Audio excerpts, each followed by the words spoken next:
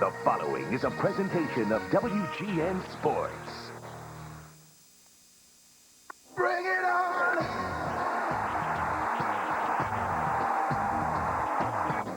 They've been called everything from too old to suddenly undermanned. Their detractors predicting nothing more than mediocrity. Their response? I'll be ready mentally, physically, and we just can't wait to go out there and rock and roll. I've been in the clubhouse with these guys for 6 weeks now. We are ready to go. We can't wait to get this thing going. As the 99 Cubs begin defense of their wild card crown, they go against the 98 Central Division champions, who will not have Alou or the big unit. WGN brings on Sammy and the opener next.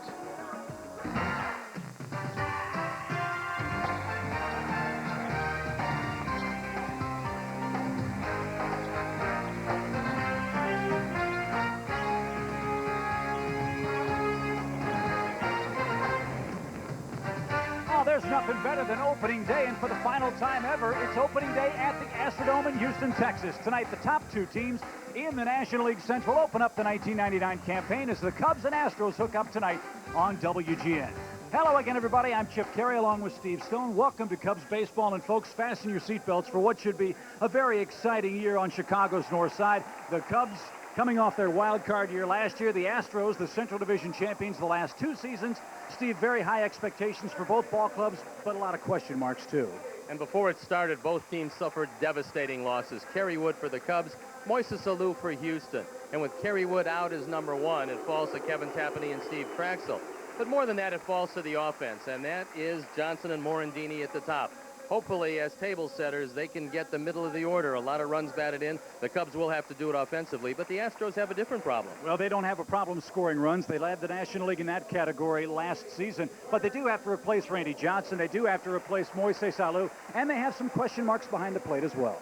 Well, Tony Eusebio will go tonight. Shane Reynolds, 19-8 last year. He's the de facto ace of this staff. It should be a good one. So fasten your seatbelts, folks. We expect to see a lot of offense tonight and perhaps all season long. Glad you're along with us for the season opener. We'll have the starting lineups and more from the Dome right after this timeout. Chicago Cubs baseball on WGN is brought to you by Bud Light. For the great taste that won't fill you up and never lets you down, make it a Bud Light. Your friendly Chicago area Dodge dealer. The new Dodge. Test drive the future. New Discover Platinum. Now more than ever, it pays to discover. Platinum. Pepsi, the joy of cola. ComEd, the official electric company of the Chicago Cubs. ComEd, what do you do with your power? The Illinois Lottery, where you have a chance at the big leagues every time you play. And by Southwest Airlines, offering low fares and frequent flights. Southwest Airlines, the official airline of the Chicago Cubs. It's opening day at the Astrodome in Houston, Texas. The 1999 campaign kicks off, and along with Steve Stone, Arnie Harris, Pete Tolman, our entire crew, this is Chip Caray, and well, we're going to find out, Stoney, just where this Cub team ranks. We're going to match up with the team that's won the Central Division the last two consecutive seasons. The Cubs, of course, coming off the wild card year last year. Tonight sends Steve Traxel to the mound against this very formidable offensive team. And Marty DeMeritt, the new pitching coach, has worked hard with Steve Traxel on speeding him up, so we should see a different rhythm from Steve tonight. That should mean that his fielders behind him will play a little bit more, and the speed of the Cubs is going to be tested on this first road trip. 6 games on the artificial surface. The Cubs, not known to be the fastest team around, certainly will have to pick it up because it's a much faster game when you get on what used to be called AstroTurf. Now it's called the artificial surface. And after this season, there will no longer be an Astrodome, at least not in use for Major League Baseball. This is the 35th and final season that the Astros will play in the Dome. They'll have a new ballpark downtown. The ballpark at Union Station will open next season. And so many wonderful memories of great baseball action here at the Astrodome. And, of course, Houston is Astronaut City. Neil Armstrong, the first man to walk on the moon, was on the field before the game. He threw out the first pitch, and he fired a quick strike, which is something we always like to see. Well, for him, it was a strike. Greg Biggio making a good play, showing his dexterity from his catching days. And this is a different Houston team this year because a lot of people forget the Cubs were pretty close to this team at the All-Star break, but they added Randy Johnson at the break. He went 10-1, 9 over 500. They Cubs by 12 games. Johnson was a big part of it, but Johnson is gone, as is Alou. And, of course, we talk about the loss of Kerry Wood to the Cubs, but this whole Central Division has been devastated even before the season started, and it looks to me like a horse race, and anybody can win. No doubt about it. From top to bottom, it's not necessarily the strongest division, but you talk about parity. From the Houston Astros all the way down to maybe the Pittsburgh Pirates, everybody's going to have a shot to win this thing, and that's going to make for a lot of exciting baseball. And one of the things the Cubs know, if they get Lance Johnson out at the top, they're going to try to run against Eusebio, and if he comes in, Mitch Molesky. That's the two catchers for the Astros. Larry Dierker told us before the game, the one thing they did against him in Florida, everybody tried to run on them. He expects it tonight, and that's a facet of the game that you can exploit against the Astros. Brad Ausmus, who was a fine catcher, is gone to Detroit. That hurts them, and that's one of the trouble spots for this team. Eusebio can hit, but he's not the greatest catcher and thrower in the world. So we'll see how he fares tonight, and we'll see how the Cubs fare on opening night. Here's a look at Jim Riggleman's Cubs lineup, brought to you by Pepsi. Lance Johnson played just 85 games last year. The Cubs hoping for much more than that. Mickey Morandini had a career year last year. He'll hit second. Everybody knows what Sammy Sosa did. He'll hit third. Mark Grace at first base. Henry Rodriguez with 31 homers last year's in left. Benito Santiago had a sparkling spring. He'll be the everyday catcher for the Cubs. Jose Hernandez, the starting shortstop. Gary Gaetti hitting 8th for this Cub team. That says a lot about the offensive firepower on this team. And Steve Traxel, tonight's opening night starter, will bat 9th. The defense for Larry Dierker and his Houston Astros. Alou is not in the lineup. He's out for the year. So it'll be Hidalgo, Everett, and Bell, Caminiti, Gutierrez, Biggio, and Bagwell, and a battery of Reynolds and Eusebio. 19-8 was Shane Reynolds last year. He's 15 games over 500 lifetime. He's got a real good split finger fastball. He keeps the ball down. You see a fine ERA of 3.51. He had a good year last year, and he was given a lot of offensive support.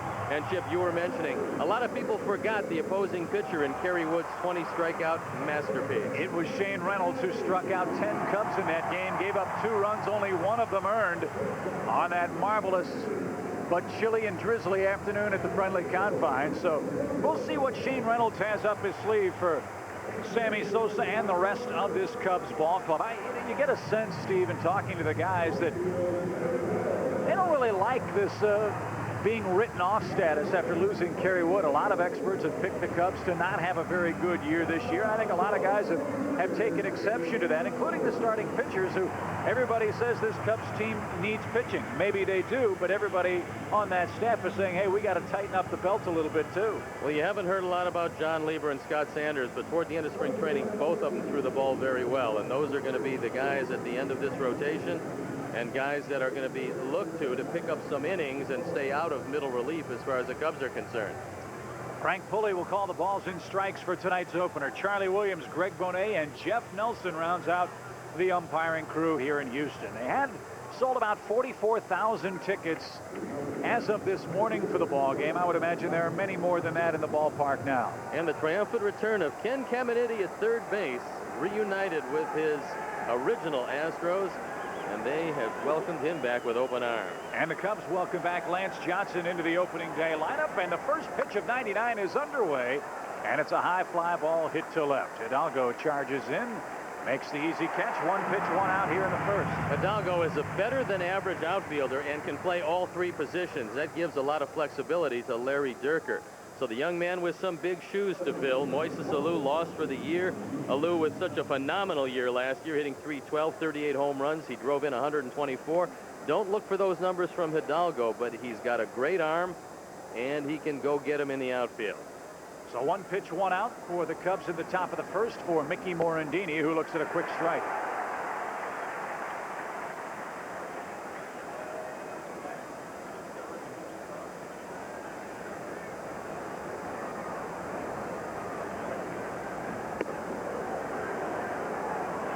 That just missed to even the count, 1-1. The Cubs would be delighted if Mickey Morandini could have the same kind of year in '99 that he had in '98. He hit .296, hit 8 home runs. That ball hit high in the air into center field, but that's dead man's alley out there. Carl Everett tracks it down, 2 fly ball outs, and if you can get fly ball outs while you're on that mound, you're going to win a lot of games in this place. And one suggestion in this ballpark, little men hit the ball on the ground, because from alley to alley, 375 in the alleys, 400 to straightaway center, it's tough to hit it out of here for just about everybody, but the man you're looking at right now who can hit it out of here at any part of this ballpark. So here is Sammy Sosa. Now, Sosa has hit Shane Reynolds pretty well. He's hit him at a 303 clip, although he has just one home run in 33 at-bats. But he's one of the Cubs that's had some luck with Shane Reynolds. And what an ovation he got from the fans here in Houston. A 66 home run year last season. And a quick strike from Reynolds. It's 0-1. With Reynolds, you have to look out for that split finger when he gets ahead of you. That's the pitch he will use to wipe you out. Breaking ball misses away and high to even the count at 1-1. Sammy led everybody in Major League Baseball in home runs this spring. He hit an even dozen. So he has been itching to go. 2 balls and a strike. Reynolds, a big man at 6'3", 210 pounds, out of Bastrop, Louisiana, makes his home right here in Houston, Texas. Picked up 35 starts last year. Off the end of his bat, popped out of play, 2-2. And this is where Sammy has to show some patience, because odds are that Reynolds is going to go with that split finger. He's going to probably try to keep it low and in the dirt. Sammy made progress last year. The most walks of his career was 73, and for him, that is a bonanza. That was usually 3 or 4 years for Sosa, but he learned some patience. He also hit over 300. That's the thing that was as remarkable as anything else about both McGuire and Sosa. They hit for high average and a ton of home runs. And he hit the ball to right field a lot, too, which opened up the rest of the field for him. The 2-2. Strike! Great call outside corner, and Reynolds has a 1-2-3. Top half of the first. We go to the bottom half here at the Dome. Cubs nothing. Here come the Astros. For their manager, the manager of the year, Larry Durker. Boy, oh boy, what an offensive lineup they've got with Biggio, Bell, and Bagwell. The Killer Bees, 1, 2, and 3. Ken Caminiti, a bit banged up, but their cleanup man now, the switch-hitting third baseman. Carl Everett in center. Hidalgo in left for Moises Alou. Tony Eusebio will platoon behind the plate. Ricky Gutierrez at shortstop, and Shane Reynolds hits ninth. And the defense brought to you by Pepsi. Rodriguez and Johnson left to right. Gaiety, Hernandez, Morandini, and Grace in the infield. And a battery of Benito Santiago and Steve Traxel, who goes to the mound with a less than sterling lifetime record against Houston. He had a great year last year, but the Astros have always given him trouble. He's 3-5 lifetime with a 5.32 ERA in 11 games. And up and down this Houston lineup, there are some guys that really give him some trouble. Notably, Jeff Bagwell has murdered him. 10 hits for Bagwell lifetime, 5 of them home runs, but we don't have to worry about him till third in the order. So let's see what happens. First pitch to Craig Biggio. Their fine leadoff man is low. 1 ball, no strike. There's Jeff Bagwell. And, you know, he's happy to see Ken Caminiti hitting behind him. The last time that happened here in Houston was '94, and Bagwell was the MVP. A quick strike evens the count, 1-1. And quick, I think, is an important word for Steve Traxel this year. They really want to stress to him pacing in this ballgame. Well, you can tell he's just standing on the mound. Now, the key will be when he gets somebody on, and Biggio is a threat to steal. He stole 50 bases last year. He's a good man to keep off base if you want to stop him from scoring in the first. A ball and a strike. And that's chopped foul and out of play. It's 1-2. For all the success the Astros have had, Steve, and they've had plenty the last 2 years, they have not been able to get over the hump in the National League playoffs. Their goals, obviously, this year are a little bit loftier than just winning the Central and getting into the postseason. Well, it's hard to explain. I think you need some luck in the postseason to get through it. They didn't have much. Even though they did have the big unit last year, it didn't help them. They went home like just about everybody else. 1 ball, 2 strikes to Biggio. And that misses low to even the count. 2 balls, 2 strikes. Big news for the Cubs today. They've extended the contract of that man, Kevin Tapani, 2 years with a club option. And I think that's a terrific move for Kevin and the Cubs. Oh, it's a great sign for Ed Lynch, tying up Kevin Tapani after just a splendid year last year, and you know you're going to have him around for a while. And he's a great man to have on the ball club. A real good effect on the rest of the pitchers. He is a true professional. Strike 3 on the inside corner. A laser beam strikes out Biggio. And that's always a big help when you can retire him to start any inning.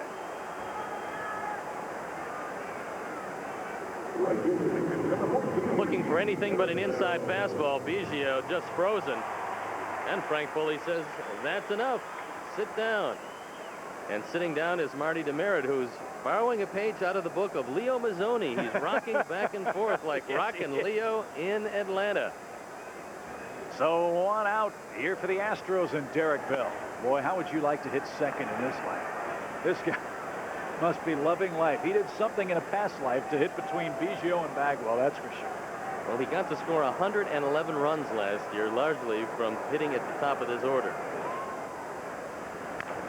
Breaking balls, chopped foul past third, 0-2. They were talking about moving him down in the order. And maybe moving Hidalgo into the number 2 spot. But Bell, of course, had a great year last year, hitting .314, so why change success? Ken Caminiti adds a lot to whatever team he plays with, but he's had a sinus infection that's plagued him. And they're hoping he's over that. You hear about the bad legs all the time, the knee problems. He's healthy in that respect. Last year he had some shoulder problems to go with it. But this year the sinus infection has taken its toll on him, and they're hoping that this great Houston humidity will be the best news for him. Well, that may be helpful for the sinuses and the allergies. As Bell pops it out of play, I don't know if the AstroTurf is going to be his friend. You know, that's something that the ordinary fan may not take into account. But you play 81 games here on the turf, and then you go to Pittsburgh and Philadelphia, where there's also the artificial surface, Montreal as well. For a guy that's played the last couple of years, the majority of his games on grass, that's something to keep an eye on, I would think, with Ken Caminiti. But there's no doubt he's one of the toughest competitors in this game. The 1-2. Oh, 2 balls, 2 strikes. Bagwell, Caminiti, and Everett to follow. We're in the first in Houston. 2 more games to follow here. Then it's off to Pittsburgh to face Brant Brown and the Pirates.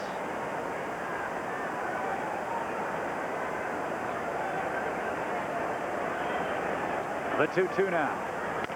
A chopper up the middle. Jose Hernandez. Easy play. It's short, 2 away. Good to see Traxel get a ground ball early in the ball game. One of the things that Marty Demerit stressed to Steve Traxel was to take command of that outside corner to the right-hand hitters. He took a look at all the films of Traxel when he was throwing well, and he said, your good games were all set up by that fastball over the outside corner.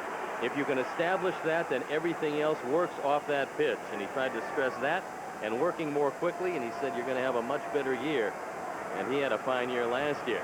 So we look in at Benito Santiago as he hangs the sign and probably wants to stay away from Bags.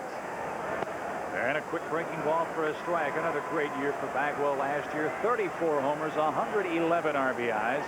And you see what he's done against the Cubs. He's hit 5 home runs against Steve Traxel. The 0-1. High pop out of play right side. Santiago will give chase. Well, he'll run out of real estate. Steve quickly ahead, 2 quick strikes. Now, Tom McCraw, who's the hitting coach of this team, said that Bagwell has changed his style just a little bit. He said that he used to bring his foot back toward his back foot and then stride forward. Now he's trying to just lift his foot up and stride forward. Well, watch that front foot. Bagwell feels he's got a little more balance and will have a little more power. And there's Tom McCraw, the hitting instructor. The 0-2. Inside, just missed. Bagwell, the first Houston Astro to hit 30 or more homers in 4 seasons and in 3 consecutive years. And of course, a former MVP in the National League. The 1-2 now. Steve not afraid to come inside.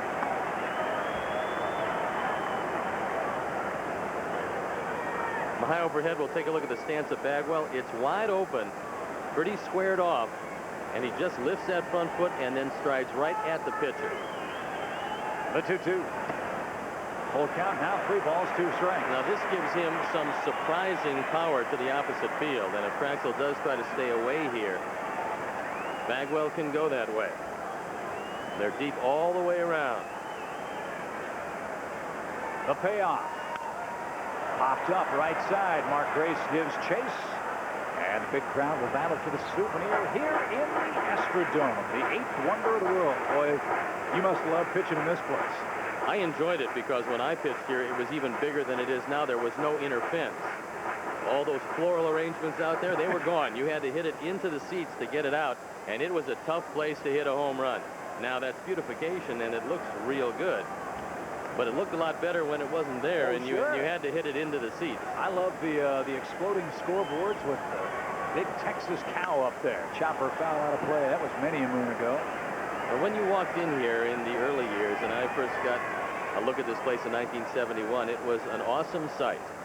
And then when the Astros hit one of their infrequent home runs, the scoreboard would go, and right. there'd be noise, and the bull would be snorting, and geez, it was something. They didn't hit many home runs, but they could pitch in those days. The 3-2.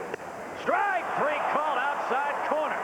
Steve Trachsel's got it going here in the first inning, and the teams trade goose eggs in the first. On to the second we go at the Astrodome, scoreless.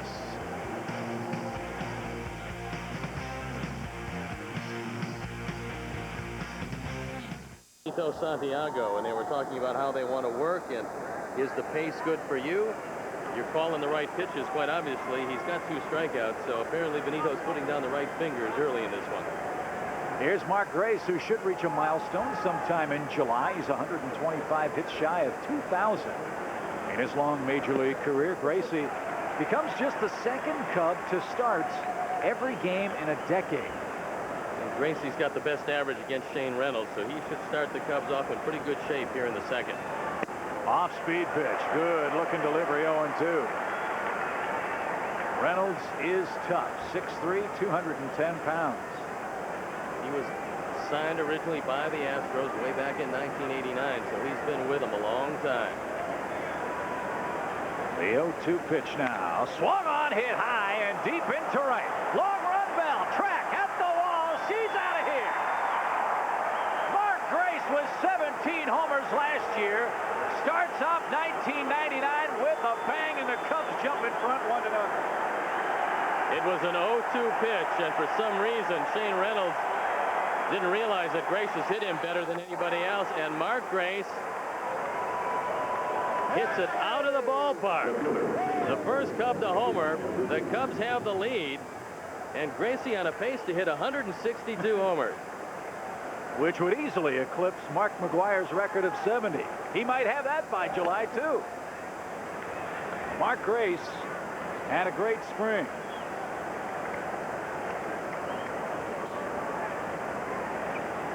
And he started the regular season with a bang. Henry out in front, evens the count 1-1. Grace had a career high 17 home runs last season. This year in the offseason, worked out very hard, hit the weights. Maybe he'll hit 20. And he realizes that as you get a little older, you do have to try to keep yourself stronger, because this is a long year. Now, unlike Mark Grace, who's always hit Shane Reynolds, Henry Rodriguez has had his problem. 3 for 33 against Shane Reynolds. That pencils out to 091. Make it 4 for 34, a solid single into center. So Henry's aboard, still nobody out. The Cubs last year hit 212 home runs. They've already hit one tonight, and here's another look at Gracie's blast. It's an 0-2 pitch, and Reynolds gets careless and throws it right down the middle, and Mark Grace, just trying to protect on 0-2, gets a gift, a home run, and he said, boys, if I can do it, most of you guys sitting in this dugout can do it. Well, here's a man I think Cub fans are really excited about in 1999, Benito Santiago. The Cubs last year didn't get an awful lot of offensive production from Scott Service. Santiago, when he's right, should be a significant improvement in that area. Benito had a great spring, and hopefully he'll carry it over into the year. He certainly has a good arm. He's a fine catcher, and offensively he can be a force. He can hit it out of the park consistently. If you can get 20 home runs or so from your catcher, that's a bonus, and Santiago can do that for you. And you know what he's going to do defensively for you. We saw flashes of that in spring training. He was throwing people out left and right from his knees, throwing to every base, and that will keep your pitcher happy. Now it's 0-2. This is when Henry should look for something in the dirt. I don't think Santiago will see a fastball again. Strike 3 outside corner. Good morning, good afternoon, good night. Second strikeout for Reynolds, 1 away.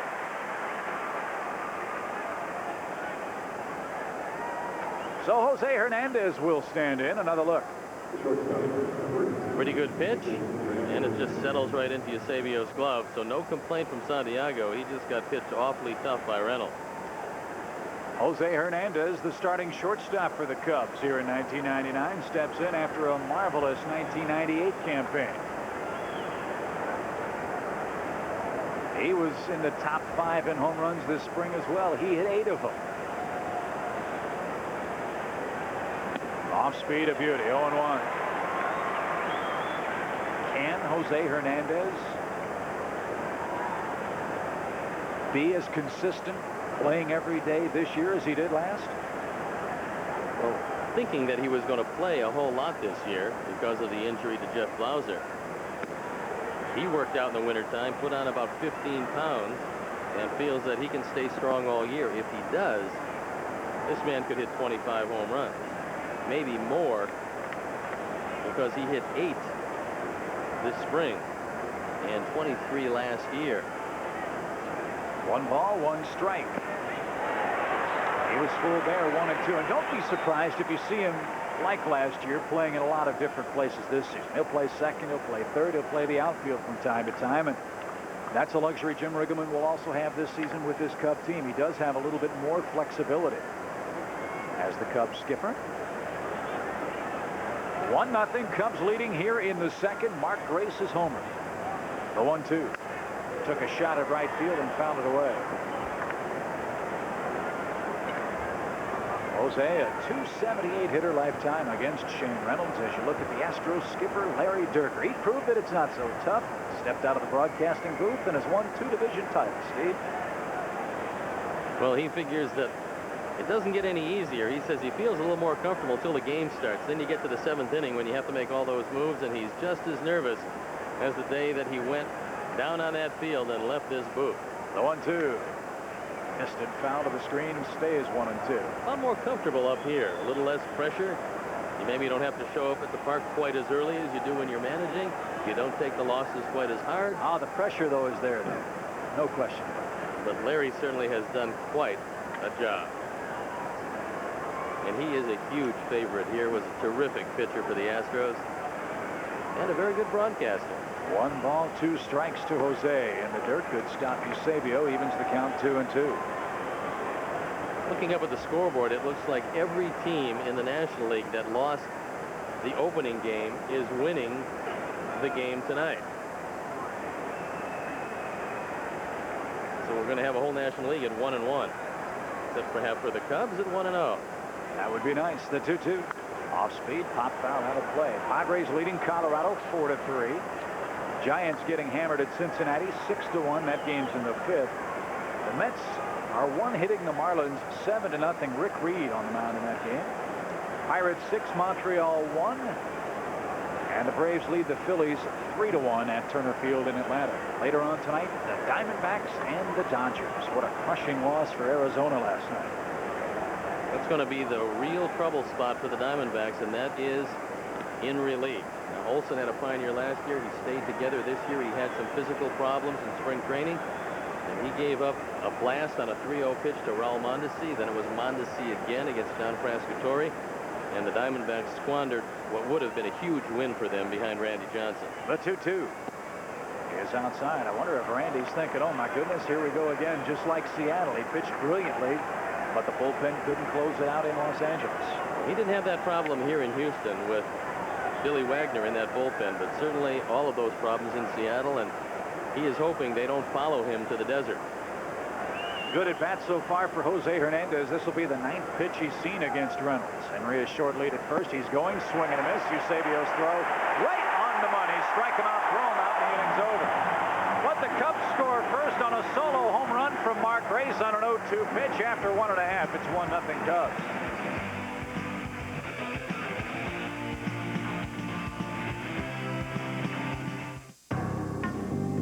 Because Henry is not going to be able to outrun too many catchers. It's a great throw by Eusebio, and Biggio could have had a cup of coffee before Henry arrived.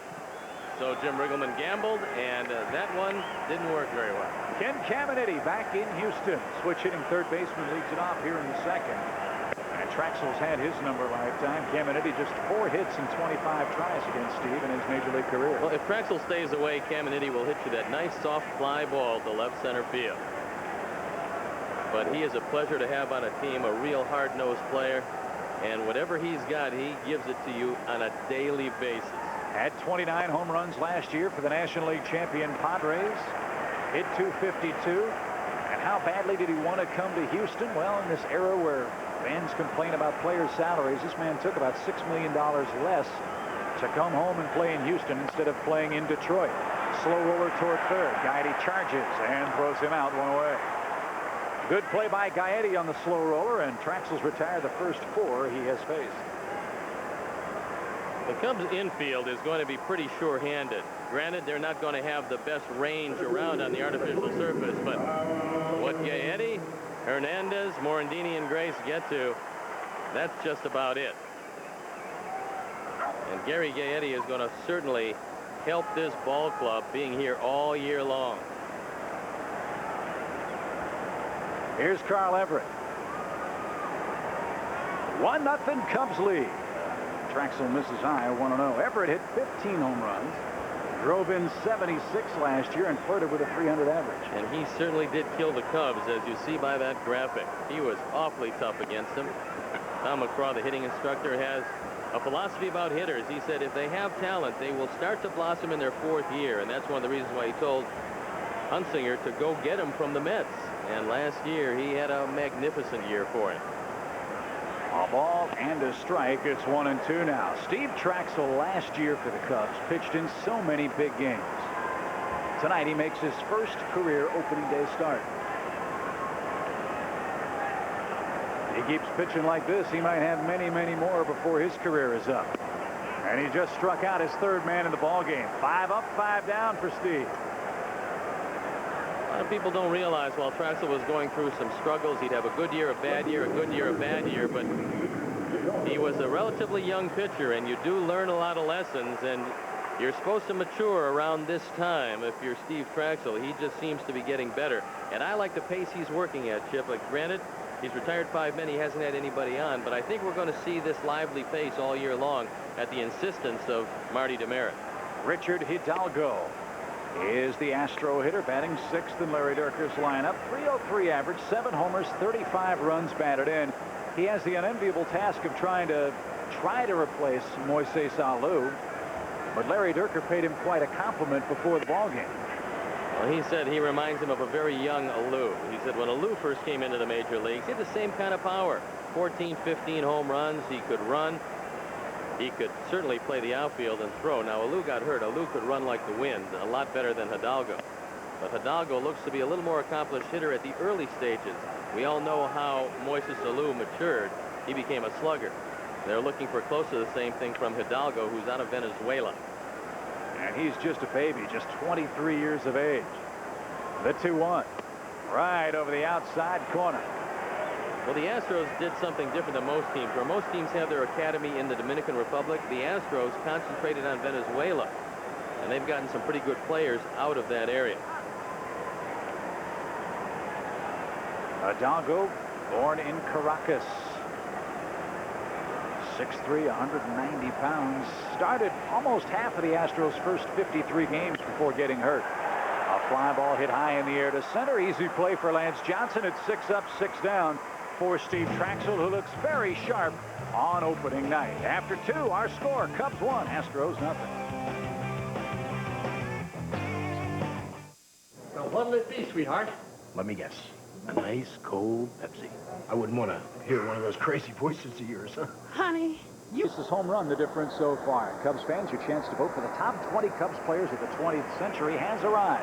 Check your Chicago Tribune or log on to Metromix.com from now until April 16th. For your chance to vote and compare player stats, you could also win a chance to throw out a first pitch at beautiful Wrigley Field.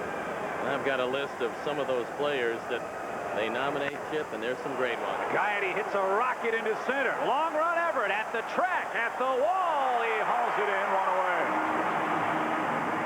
Anywhere else, it's a home run. Gary Gaetti hit it as far as he could and keep it in the ballpark as Everett goes back to the base of the wall to haul it in. And he waits real well on this breaking ball. Take a look. He keeps the hands back, and he thinks he might have gotten it. But Everett, with just enough room at the 400 mark, hauls it in. So 1 pitch, 1 out, and no box of chocolates here. Steve Traxel, one of the best hitting pitchers in the National League last year. He'll take his hacks against Reynolds here in the 3rd. 1-0, Cubs have the lead. Some of those best players of the 20th century: Ernie Banks, Andre Dawson, Mark Grace, Charlie Grimm, Stan Hack. Of course, Ryne Sandberg in there, Sammy Sosa, Ron Santo also nominated, as well as Grover Alexander, Mordecai Three-Finger Brown, Fergie Jenkins, Lee Smith, Bruce Sutter, and Hippo Vaughn. There's some great ones. Is Steve Stone on that list by any chance? You know, I looked at the S's and I thought maybe it was out of order, but I know a lot of people don't realize that I did win 20 games as a Cub, but it took me 3 years. Well, John McDonough doesn't forget many things, but that might have been an oversight. That's what I needed when I pitched. That's the problem. That's why I had very little success in those days. I didn't have a guy rubbing my back between innings. And Steve strikes out on a breaking ball. And that's the 2nd strikeout for Shane Reynolds. Boy, it's a pleasure to work with not only Steve Stone, but a budding William Faulkner as well. Well, I wrote Where's Harry with Barry Rosner, and I think you'll like it, Chip. It is a very funny book. It's available at the bookstores. In fact, they're arriving as we speak. You can get it at Harry Carey's restaurant.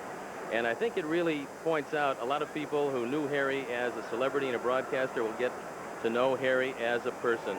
And this is a book that will leave you laughing, and it'll leave you with a smile on your face when you put it down. No question about it. It's a terrific book. If you need an endorsement from the Carey family, I'm more than happy to give it to you. It's a great book. Barry Rosner deserves a lot of credit as well for helping you put that together. I know he probably had to correct your spelling a few times, but it's a really great book and certainly worth adding to your library at home. And I charged you and Arnie 20% over retail, so all is right with the world. Some things never change. Something never changes about Biggio's defense either. Lance Johnson robbed of a hit, and the Cubs are shut down in the 3rd. On the bottom half we go. It's still 1-0.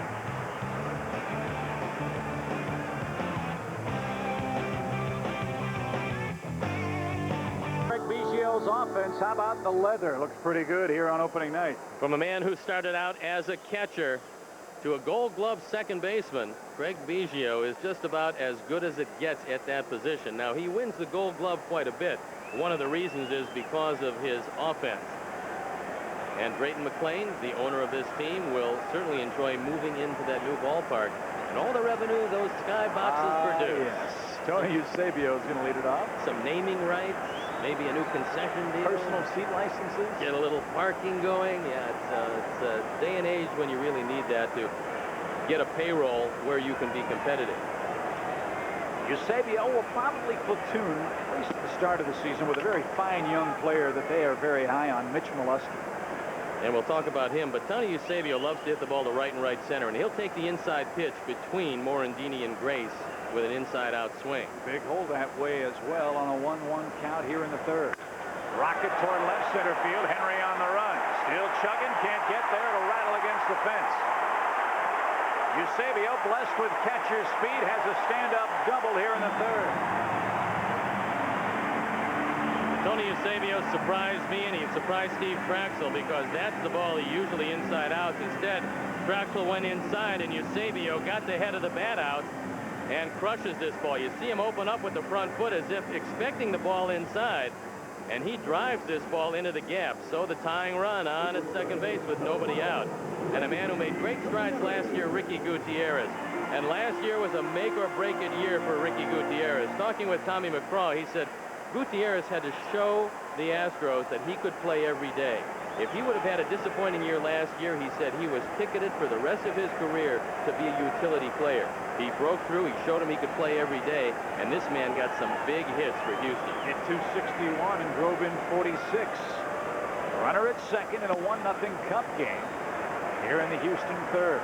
Steve Traxel misses with ball 1. We'll see if the Traxel pace continues. He's pitched very crisply, very quickly here to start the ball game, but Eusebio, the first man on base in the ball game. for the Astros. You don't have to worry about him stealing. Now we'll see if Gutierrez, hitting ahead of the pitcher, tries to move him along. And normally, when the pitcher's a real good hitter, for instance, if it was Steve Traxel, then you probably would think about hitting the ground ball to the right side. Shane Reynolds hit the ball well last year at 159, but I'm not sure that you would give yourself up if you're Gutierrez ahead of Reynolds. And with all those guys at the top of the order, he's not going to get that many RBI chances, I wouldn't think. So he'd love to cash one in here on opening night. Steve behind 3-0 with the pitcher due up next. A lot of people will tell you that the toughest spot to hit in the National League is in the 8th spot, especially when you have a base open, because the pitcher will invite you to swing at pitches out of the zone and get yourself out. That's why if you're going to hit 8th in the National League, you had better be patient. Let's see if they green light him here. 3-0. He was taking it. It's on the outside edge. 3 balls and a strike. I would be careful with this one because Gutierrez still ahead of Traxel, probably looking for something middle in that he can drive. He doesn't have the most power in the world, but he is a pretty good line drive hitter.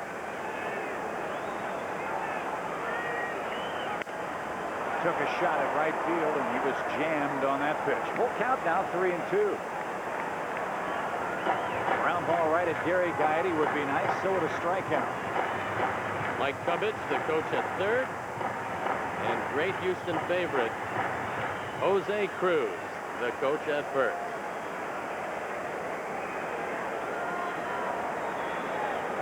Three balls, 2 strikes to Ricky Gutierrez. Tony Eusebio, a good lead over at second base for the Astros. The pitch. It's to second base sharply. He did his job. Runner to third and 1 away.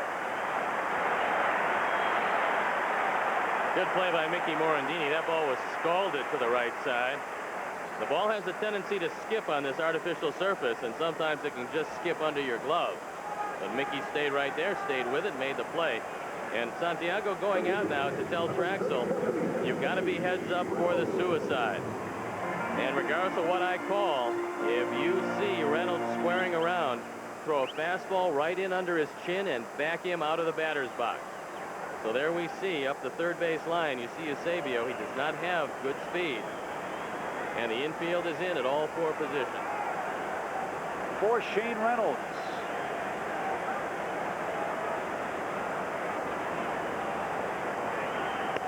And a quick strike, our first final in tonight. Padres have beaten Colorado 4-3. Sterling Hitchcock beats Pedro Estacio in that game. Hitchcock struck out 7 to earn his first victory of the year.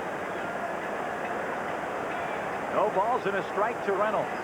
Greg Biggio hitting next. Took a shot at right field, and it's out of play. 0-2.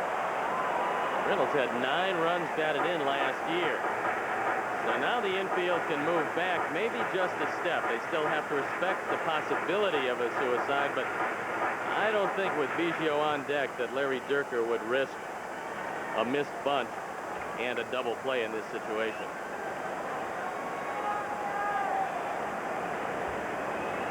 Infield, as Steve mentioned, playing in opens up a few more alleys for Reynolds here. Eusebio at third with 1 away. Cubs in front by a run in the third. Breaking ball just missed. They keep talking about the new strike zone. That's all we heard all spring was the new strike zone. So far we really haven't seen it very much in evidence here tonight. The new strike zone, supposedly 2 inches above the belt. You're supposed to get that so-called high strike and maybe a little less off the outside corner. Frank Foley has been very consistent, and he's a pretty good ump. A ball and 2 strikes to the pitcher. Chop toward third, and third base hit. Reynolds helps himself and ties the game. Well, with 2 strikes, that's why I don't like the infield in, because you got to figure with Biggio up, you're not going to get a bunt out of Reynolds. With Gaetti in, all he had was a dive to his left. If he was back a couple of steps, he might have been able to cut that ball off, and Eusebio could have never scored. It cost the Cub a run, and you see it right there. In even with the bag, the ball just shoots by Gary Gaetti, and the game is tied at 1, courtesy of Shane Reynolds. And it turns the lineup over with only one out, and that means Biggio, Bell, and Bagwell here in the third. So the game tied at 1. Reynolds drives home the first Astro run, and if you had taken bets before the game as to who would be the first man to drive home a run for Houston, I think Reynolds would be the last guy you'd pick. But that's how it worked out here in 1999, and ball 1 to Biggio. Biggio was struck out looking on a nasty 2-2 pitch to open up the bottom half.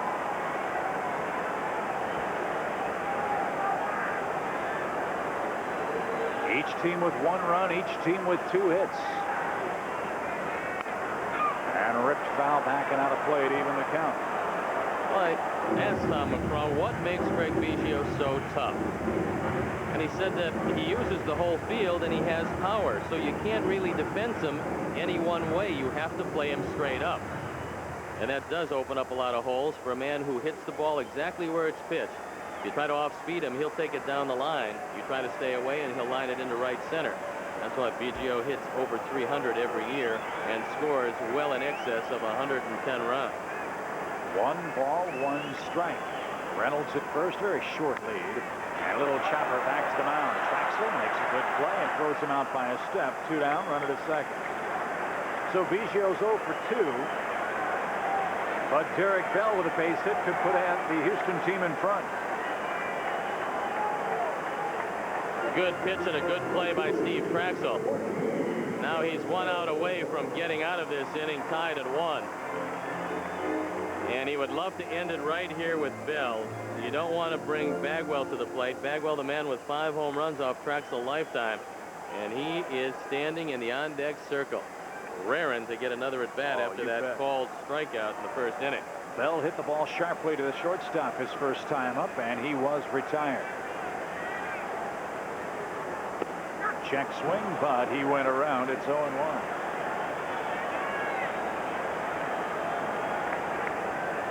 Same 2 teams tomorrow. 19-game winner Kevin Tampany takes the mound for the Cubs against left-hander Mike Hampton.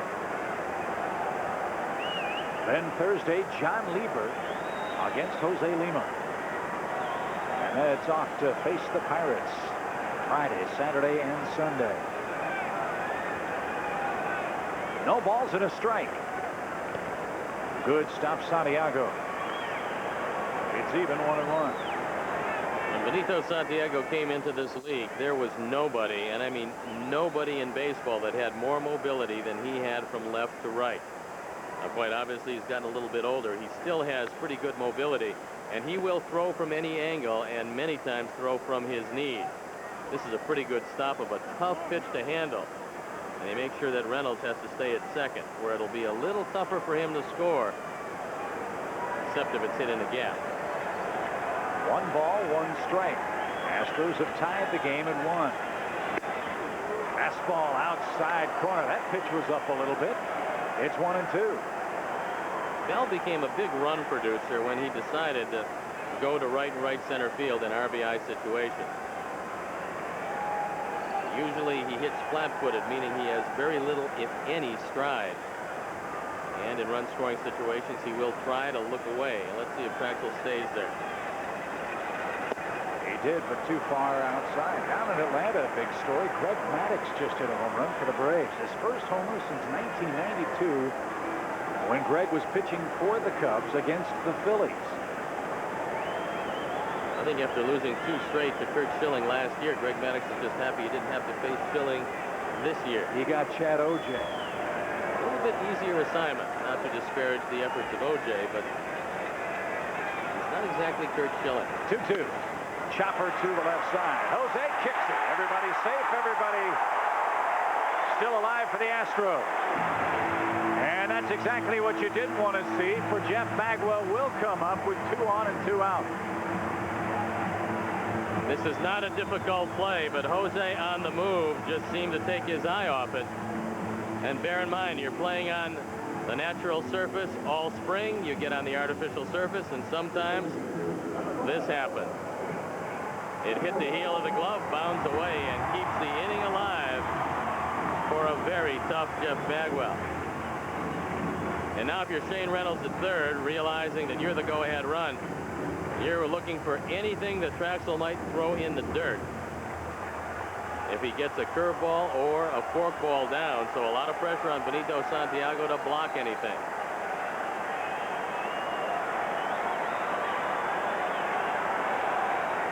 So here's Bagwell. Caught looking his first time up, a chance to put the Astros in front.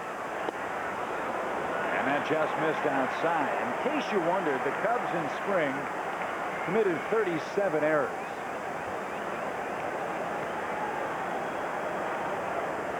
Milwaukee with 40 led the way. They've committed their first here tonight. First and third, 2 away. And a count of 1-0 to Jeff Bagwell.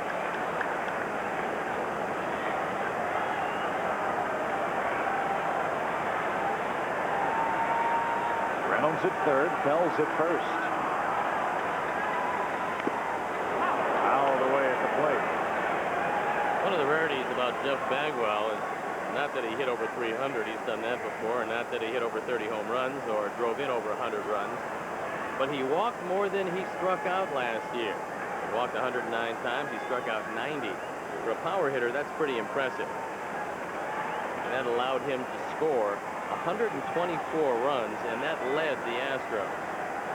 Well, I know you said all of last year that the Astros had 2 of the toughest players in all of baseball on their team, in Biggio and Bagwell. Now with Caminiti, they might have 1, 2, and 3. Yes. That will serve them well if, like everything else, their pitching holds up. 1 and 2. Steve pulled a string beautifully there. Let's pause quickly for station identification. This is America's #1 sports station, WGN, Chicago. At the Dome in Houston with Steve Stone, Chip Caray, and our entire WGN crew. Opening night in the 8th wonder of the world. First time in the history of the Cubs they've ever opened the season in a dome. And it's here in the first ever in Houston. The pitch. Ooh, he just missed that inside corner, 2-2. And that's how he got him last time. He set him up with an off-speed pitch and then came on the inside corner, and he got the strikeout looking. This time that one a little too inside for Frank Bully, but Steve Traxel desperately wanted that. 2 balls, 2 strikes. Ken Caminiti waiting on deck. It's been a long 3rd inning. I think it's important that Traxel make it happen on 2-2. First of all, you don't figure Bell will be running. So on 2-2, you still have a force out on a ball hitting the hole. If you move to 3-2, you have Bell running where he can score from first on a double and take away the force out at second. It's a big pitch for Steve Traxel. Bell a good lead at first. He's not going. The pitch is high. He will be going now. 3-2. That was pitch number 57 of the ball game for Steve Traxel, who has struck out 3 for the leadoff double to Eusebio. A single with the infield in by the pitcher Shane Reynolds. An error by Jose Hernandez has the Astros in business here in their half of the 3rd. We're tied at 1. The huge crowd here starting to make a whole lot of noise. And this is a very loud place when they get it going. 3 balls, 2 strikes to Jeff Bagwell. Here she comes. He walked him. They're loaded for Caminiti. First walk for Traxel, and here comes Ken Caminiti.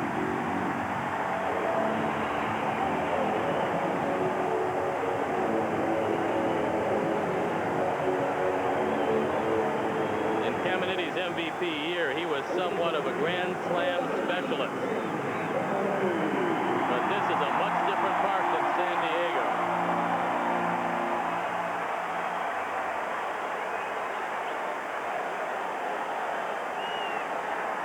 He has 4 career Grand Slams. Bases loaded, 2 away, and that's way outside, 1-0. Well, I think Marty Demerit's got to come out now to settle down Steve Traxel, and that's exactly what's going to happen. The one thing that Traxel has had some problems with at times, Chip, is when there was a miscue behind him, he'd lose that razor-sharp concentration that he has to have. And I think that's what Marty Demerit is out there to tell him. Look, it's still a 1-1 game.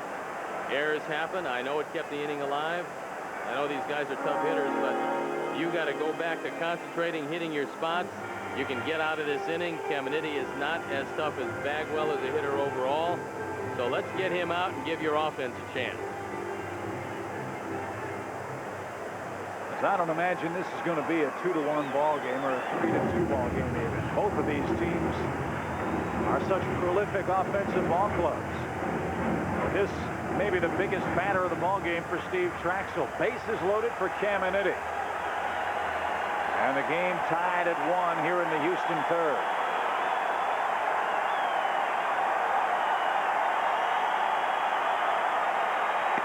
Strike on the outside corner. Good pitch. That quiets the gathering here. Traxel knows if he stays up and away from Caminiti, that's the ball that he's going to hit the left or left center field and get out of this inning. 1 ball, 1 strike. Bases loaded for the Astros. The pitch. Chased a bad ball there. 1-2. Good forkball by Traxel. And now he's well ahead. Well, getting to Steve's mind here. What do you come with 1-2? I'd go right back to the forkball again and trust that Santiago can dig it out of the dirt. We'll take a look in now. It's a different set of signs with a man at second base. And I really can't tell you what that sign says, except I know what I would go to. He went to it, but he missed. So you missed with a forkball. It's 2-2.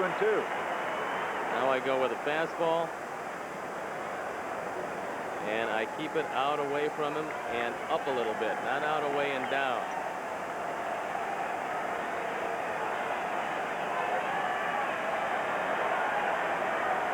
Here comes the 2-2. Went away and he just missed. Full count now, 3-2.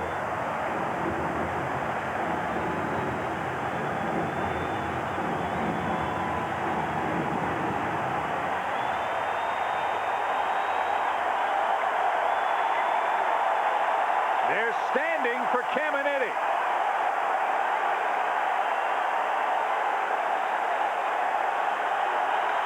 Line toward first. Grace gobbles it up. He'll win the race to the bag. And the Astros strand 3 in the third. They tie the game on a base hit from their pitcher, Shane Reynolds. And after 3 at the Dome, it's 1-1.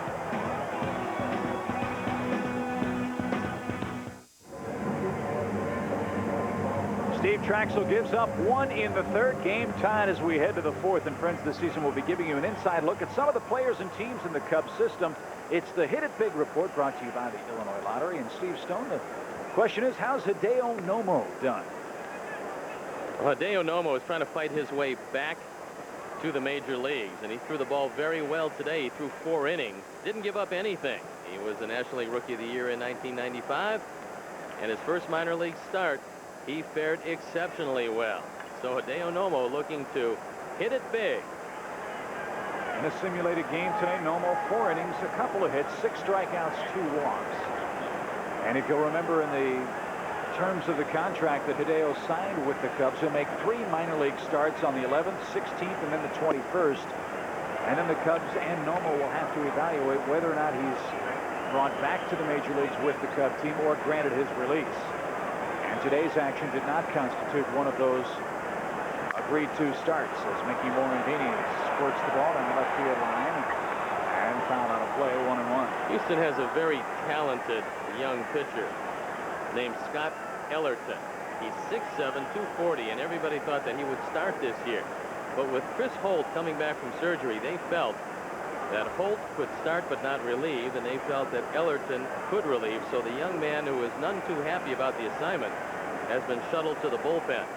Morandini smacks that ball down the right field line and into the corner fair.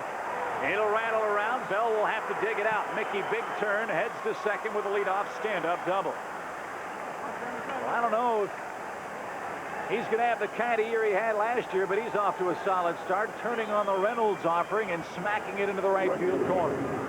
Good piece of hitting by Morandini, who sliced the ball down the left field line, but then he got one to his liking, and he pulled it down the right field line.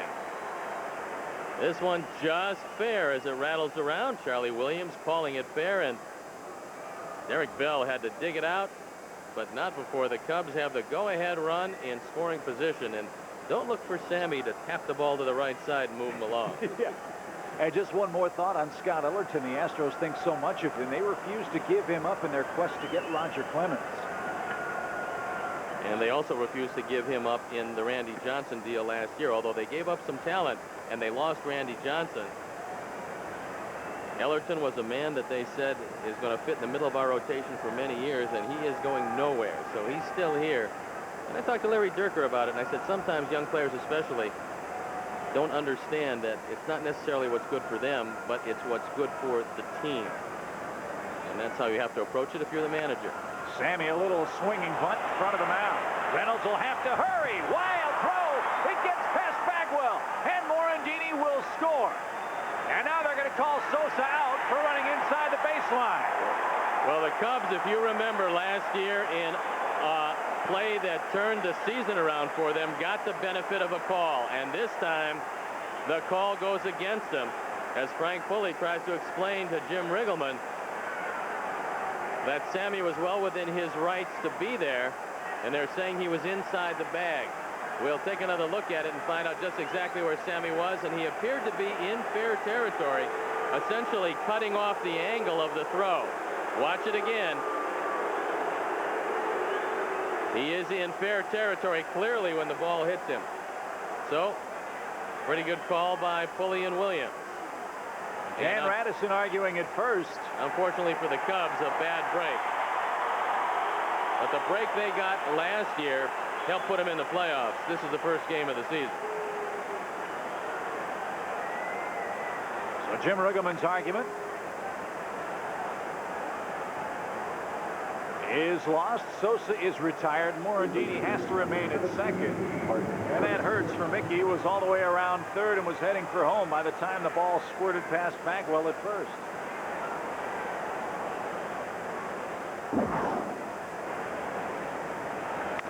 Here's Mark Grace. He homered his last time up on an 0-2 mistake from Reynolds.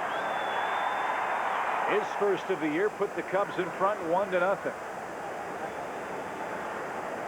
Morandini a good lead over at second, and Grace looks away. I don't know. Even if Sammy's inside the baseline, I still don't think that play gets him at first. The way Bagwell was trying to make that play over at first base, he was behind the bag when Sammy and the ball got there. Of course, the reason why was Sammy was in the baseline. Yeah, he couldn't see the throw from Reynolds. 1-1. Sammy hit it almost into a perfect spot, but he is called out, and Morandini anchored at second. 1 ball, 1 strike to Mark Grace.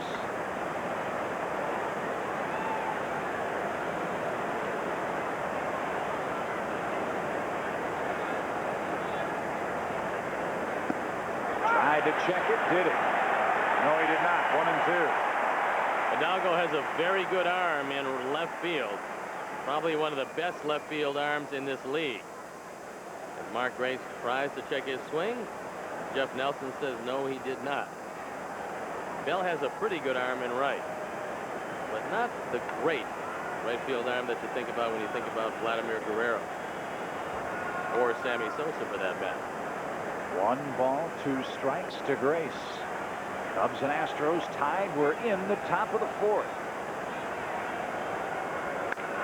Took a shot at left, and it's on play.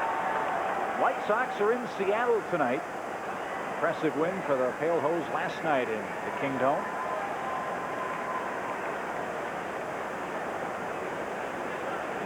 Yankees will be in Oakland. Anaheim entertains Cleveland. And games underway. Toronto leading Minnesota 1-0 in the 3rd, and the Tigers losing down the road in Dallas 2-0 to the Texas Rangers. 1 ball, 2 strikes to Grace. Line drive, left field, base hit. Morandini's going to be held at third. Grace 2 for 2 in the opener. First and third with 1 away for Henry. Hidalgo was playing in left field, and Mark Grace just took this ball through the left side. It was hit so hard, and with Hidalgo shallow, Tom Gamboa decided not to risk Mickey Morandini. So with one out, runners at the corners, Henry has a chance to put the Cubs on top. And remember, Tony Eusebio is not the best in the business at blocking low pitches, so Morandini has got to get a walking lead and come down with the pitch, and if anything in the dirt gets away even out of that circle, you can score.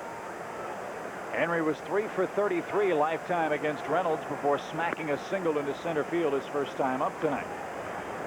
The Cubs have wrapped out 4 hits so far in the ball game.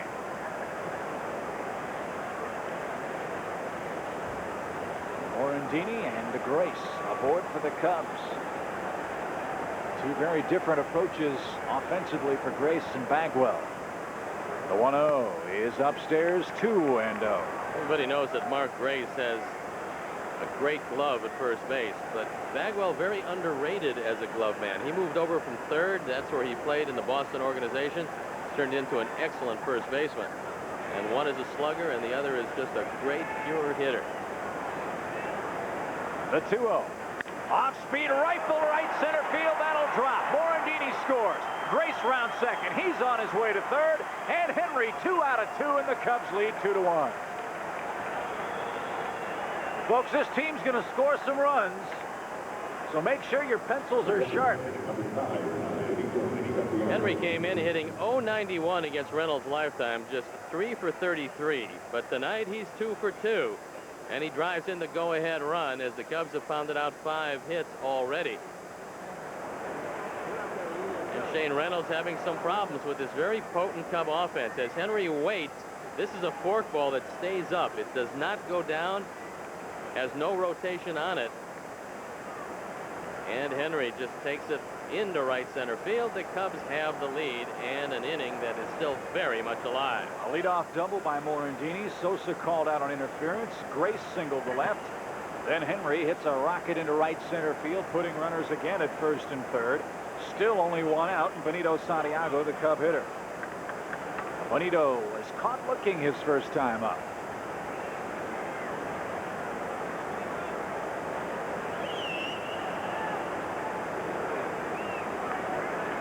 Cubs 2, Astros 1. We're in the 4th.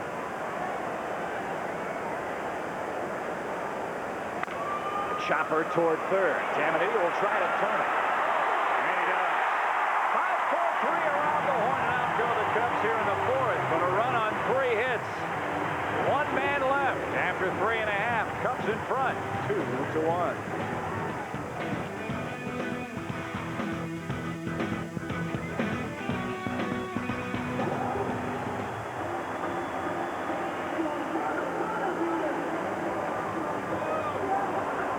And a memorable play and decision that kept the Cubs' wild card dream alive. Home plate umpire Eric Gregg's ruling of base runner interference gave the Cubs their 89th win, keeping them tied with the Giants for the National League's final playoff berth. The emotions of September baseball, tonight's Payback Playback.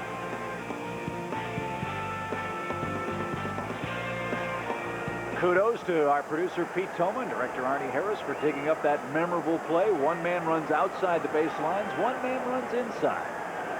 Who figure that would come into play again tonight? That ball hit a ton by Carl Everett, deep toward right, and it is sayonara. Game tied at 2.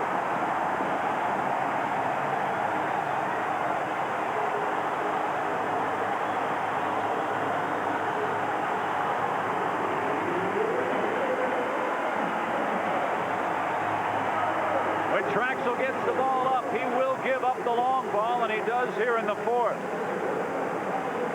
Well, Tom McGraw figured that after 15 home runs out of Everett last year, and as a maturing hitter, he penciled him in for between 20 and 25 this year.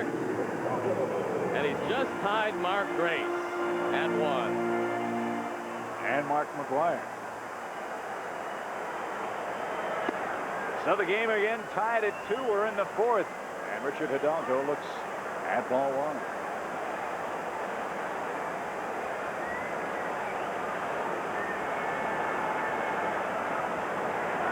That ball crushed toward left.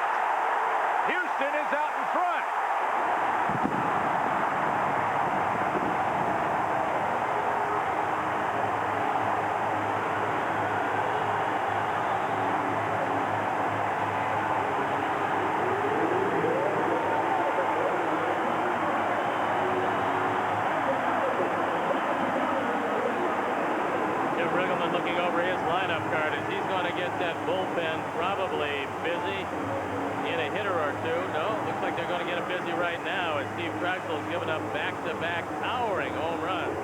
And you can tell why they're so high on Richard Hidalgo. Traxel with 67 pitches unofficially in the ballgame gives up 2 titanic back-to-back homers here in the 4th. Houston, we got a problem. We'll take a look at Everett, who gets a fastball in the inner portion and hits it way out. And then Hidalgo gets a fastball on the inner portion. Both of them were up. Eusebio smacks that ball into center field. 3 straight hits. Now it's time for Marty Demerit to come out and give that bullpen a chance to loosen up. 3 straight hits. Let's see what Jim Riggleman wants. Well, Mark Race is coming over to settle him down. And I believe you got to go out there and give the bullpen a chance because Steve Traxel is starting to lose it. That's Kurt Miller down there, starting to loosen up. Miller slated to be the Game 5 starter in Pittsburgh. But a lot depends on how much he will be used in the first 3 or 4 games of the season. If he's used a lot, Brad Woodall might get the start. That's what was the game plan for Jim Riggleman. He knew he had Miller in the bullpen in this series. He figured he might have to use him, and you don't mind throwing a left-hander against Pittsburgh Pirates. So we'll see what happens. It all depends on how Miller is used in this one. It depends if Steve Traxel can settle down. He has thrown a lot of pitches with nobody out here in the 4th inning, and 2 runs already in with a man on. 4 pitches, 3 hits, 2 runs, 68 unofficially in the game for Traxel. The meeting concluded. Here's Gutierrez. He hit the ball sharply to second his first time up. Another one of those would be nice, for it could be a double play. 3-2 Astros in front. We're in the 4th. And still nobody out. Right through there. It's 0-1.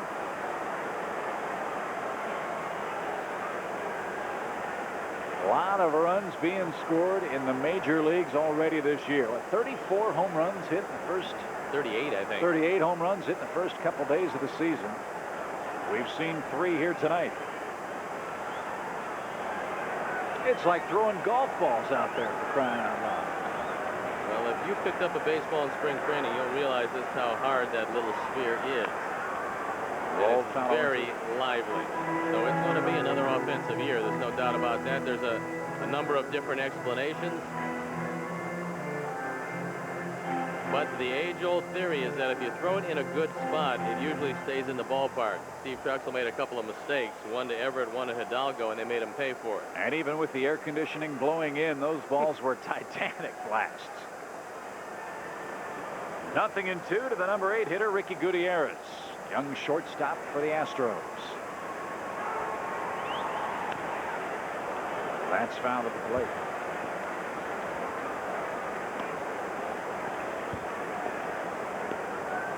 There's been so much of a hue and cry in baseball, Steve, the last several years about the lack of pitching, the shortage of pitching in the major leagues, the strike zone part of it, the great physical prowess of so many more of today's players. The mound isn't as high as it used to be. How do you fix it? The 0-2. Well, you make the mound a little higher. You let him pitch from 55 feet instead of 60. I can see the raising the mound part. I don't know if I'd want to be any closer to those guys than they are now. Make sure they can only use 25-ounce bats. So that, you know, they have about a 330-foot range. Well, actually, in this day and age, I believe you have to develop pitching from the ground up. And if you can develop your own, it costs you a whole lot less than if you have to pay $105 million to go out and get a Kevin Brown like the Dodgers did. Gutierrez swings and misses on a good forkball from Traxel, and he strikes him out. There's out number 1 here in the 4th, and Shane Reynolds will be the batter. I think many times because of the scarcity of pitching, pitchers are rushed to the major leagues. Good effort by Benito Santiago, keeping that ball in front of him. Gutierrez goes down. This should be a bunt situation for Reynolds. But last year on occasion, we saw Larry Dierker switch things up. On this artificial surface especially, he'll have the pitcher draw the bat back, and Reynolds can handle the bat and have him take a swing. But you got a very slow man at first base in Eusebio. And he's got the infield in again. Gary Gaetti, at least at third, is creeping in, expecting a bunt. The infield playing in for Reynolds his last time up allowed him to squib the ball past Gaetti into left field and tie the game back in the third inning. We're in the fourth here. The Astros have scored twice and have a one-run lead.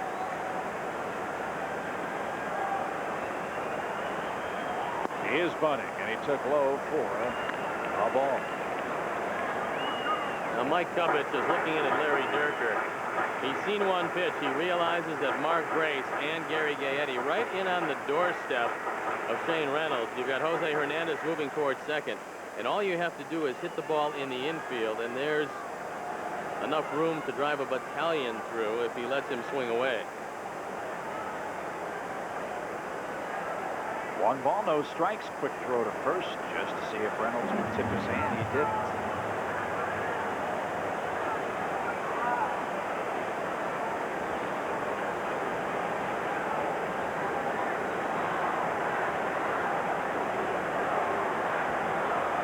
The 1-0.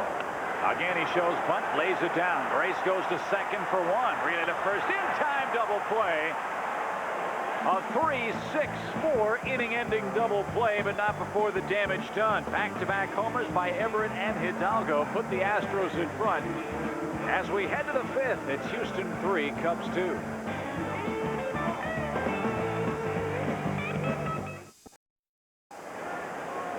Good ball game to open up the 1999 campaign. A one-run Houston lead. 3-2 is our score, and Cubs fans, plenty of good seats are still available for games throughout the 1999 season.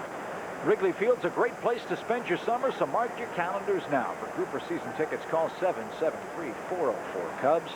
For individual tickets, stop by the Wrigley Field box office, any Ticketmaster Ticket Center, or call 312-831-CUBS. Well, as you know, things get a little tight when the kids get out of school, but there are a lot of very good seats available in April and May. So if you want to see a very exciting Cub team, a very potent Cub offense, come out to Wrigley Field.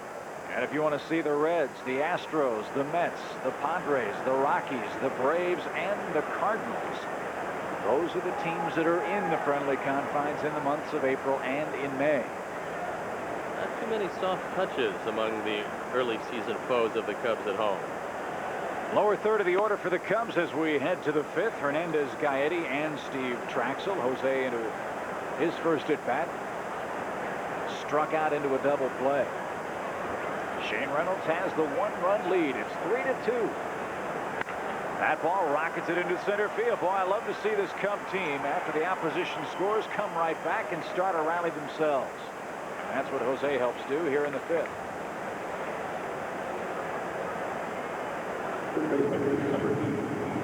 Jim Riggleman on the left, Larry Dierker on the right. Well, here's a situation where you might want to break out the hit and run. You have a fairly slow man up in Gary Gaetti, a very fast surface here in Houston, a man at second who can turn double plays with the best of them in Biggio.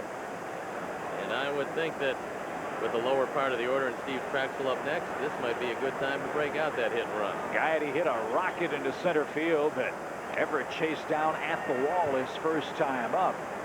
In fact, Gary, not the only member of the Gaetti family to enjoy some long ball prowess at the ballpark. Gary's son Joe in batting practice yesterday, just 17 years old, hit a ball into the seats in left field. He hit it into the third deck. And Jim Riggleman just said, wow, the young man is a junior in high school. So we'll keep track of him because he looks like he'll be a pretty high draft choice, and you can be his agent. Well, I was going to say between Joe and Gary, the two of them are 58 years old. They're 29. All that Gaetti power. And as you see, Gaetti, the first position player to start on opening day over the age of 40 since 1895. That also, Cap Anson. Amazing. Cap was a spry 43 in 1895 when that happened. Arnie was in his fifth year. The 0-2 to Gaetti is downstairs. That's the first position player for the Cubs. Over 40, we want to clarify that. Cap Hansen. How well I remember him. How'd you do against him? Not very well. 1 ball, 2 strikes. Nobody out. Gary trying to check a swing. Couldn't get out of the way. What a September Gary Gaetti had for the Cubs. 8 homers, 27 runs batted in. He hit .320. The Cubs don't make the playoffs without his contributions last year. And maybe the biggest blow he hit was that home run off Trevor Hoffman in San Diego. Well, I keep thinking back to that home run. A man who was almost impossible to take out of the ballpark is Trevor Hoffman, and Gary Gaetti was able to do it in a huge ball game for the Cubs, as they all were in September. Big gap in left center for Gaetti.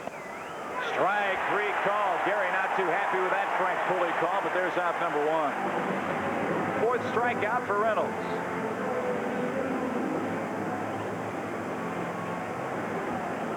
This one looks a little down. We'll watch it again. Gary thought it was out of the zone. It looks that's the way Eusebio caught it, and Gary can't believe it, but been around too long to be arguing with umpires all that much.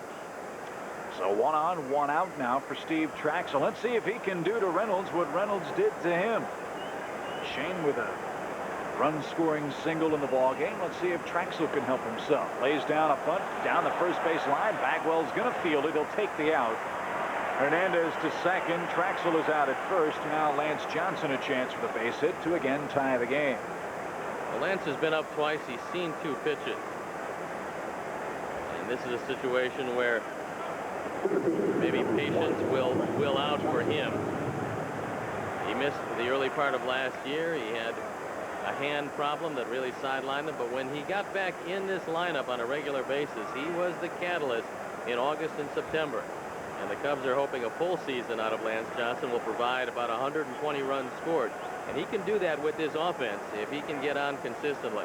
He is 0 for 2 tonight. A fly out to left and a ground ball out to second. Biggio made a great play, but again he swings at the first pitch, and the Cubs will go down here in the 5th. No runs, 1 hit. The Cubs leave their second man on base in the ball game, and we're halfway through in Houston with the Astros in front, 3-2.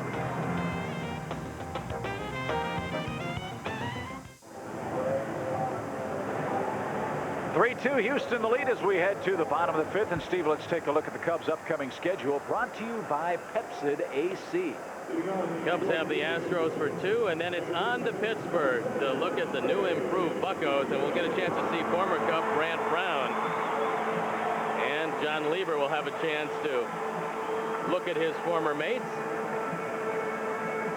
So there you see Saturday on WGN. We will be televising to you out of Pittsburgh, and hopefully the weather will oblige.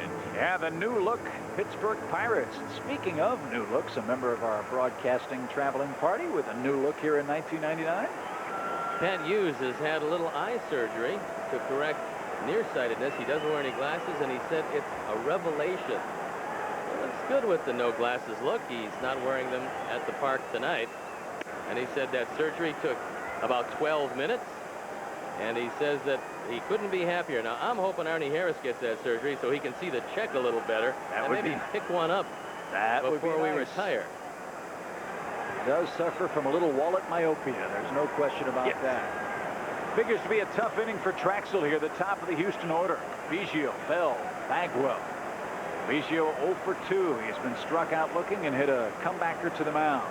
He's knocking at the door of 75 pitches, so Marty Demerit and Jim Riggleman will be watching him carefully. And if you want to save yourself a lot of trouble, you'll keep Biggio off base. And he stole 50 bases last year. That's pop foul out of play, and Biggio again behind 1 and 2. Boy, this guy, every year, he needs a new batting helmet. That thing's just coated with gunk and pine tar. He's got pine tar all over it. He looks like, what was that guy's name that used to play for the Raiders that had the pine tar all over? Fred Biletnikoff. He had it up and down his arms and on his hands, and everywhere. If the ball got close to him, it stuck. 1-2. Hit high in the air, right center field. Lance got a good jump, so did Sammy. It'll be Sosa, 1 away. So Biggio is 0 for 3. That's real important if you're going to beat these guys on a consistent basis. But we're not out of the woods yet. Here's Derek Bell. Bell 0 for 2. He reached on a Jose Hernandez error back in the third. Another final. Speaking of those Pirates, we mentioned them a moment ago. They beat Montreal tonight 8-2. Expos just 3 hits. They've split their 2 games so far. Dustin Hermanson threw a gem in the opener. Bell well out in front. If you're looking for an MVP candidate on a team that's not going to win, keep your eye on Vladimir Guerrero in right field for the Expos. That young man is going to put up some prodigious numbers once again. Hit a home run, drove in 4 in the opening game. No balls and a strike. Chopper left side. Coyote fields it cleanly. 2 up, 2 down. Steve Traxel needs a fairly quick inning and limit his pitches in this inning if he's going to pitch through the 7th in this game. He's right at the 80 pitch mark. And how closely will Jim Riggleman and Marty Demerit monitor not just Steve but the rest of the staff in their first couple of starts? Is there a pitch count? I don't think they're on a pitch count. I think they're taking a look at the stuff. And if the stuff starts to weaken somewhat, and you can pretty much tell by the breaking ball, if it starts to roll or if that fork ball stops going down. That ball hit with a lot of top spin into left field for a Bagwell base hit. Well, Traxel's done the job against the Killer Bees. They're 1 for 8.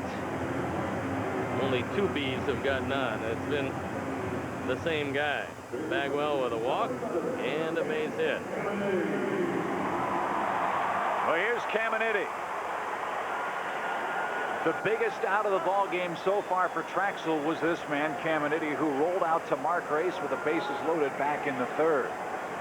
Steve was staggering around. He fired a 33-pitch 3rd inning. But he got Caminiti and kept the game close. It's 3-2 in favor of Houston. Now, you have a tendency to believe that when you have a slugger at first base, you can pretty much ignore him. But Bagwell runs on occasion. He did swipe 19 last year. He runs just when it hurts you. He doesn't run often, being a slugger, but he will, on occasion, take off. And Traxel has to watch him closely. A move to first might be in order. And there it is.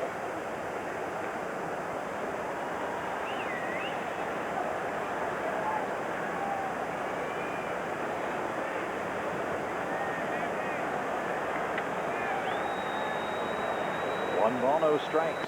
Way out in front. It's 1-1. From the left side, Caminiti, who is one of the more dangerous switch hitters in the game, has always had problems staying back. He likes to get things going from the left side, and he'll be out in front of a lot of off-speed pitches, especially if they're down. He'll swing over the top of most of them.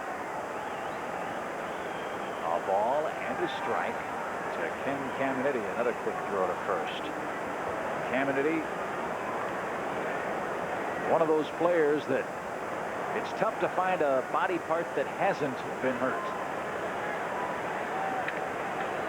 But you can pencil him in there for 25 or more home runs and 80 RBIs every year. The 1-1. Fastball misses away. 2 balls and a strike. Talking with Larry Dierker before the game about the 2 guys on the right side, Biggio and Bagwell, he said, especially for Biggio, this might be the year when he rests him a few times. Now, this is a guy that always wanted to play 162, but it's hard to believe that Craig Biggio is 33 years old. Time does move along. Makes me feel old. The 2-1. Well, you are old. Thanks. Snap throw to first. If you stay around here with me any longer, you're going to get a lot older. Well, it only took 1 year to prove that. 3 balls and a strike. I want to send along happy anniversary greetings to my wife Susan, watching the game in Orlando. Anniversary number 3. Congratulations. Tonight. Curbing once again the desperate times call for desperate measures on her part. I think getting her that certificate to Jiffy Lube was good for your car. Oh, sure. Always a nice gift. I'm always practical. 2 on, 2 out.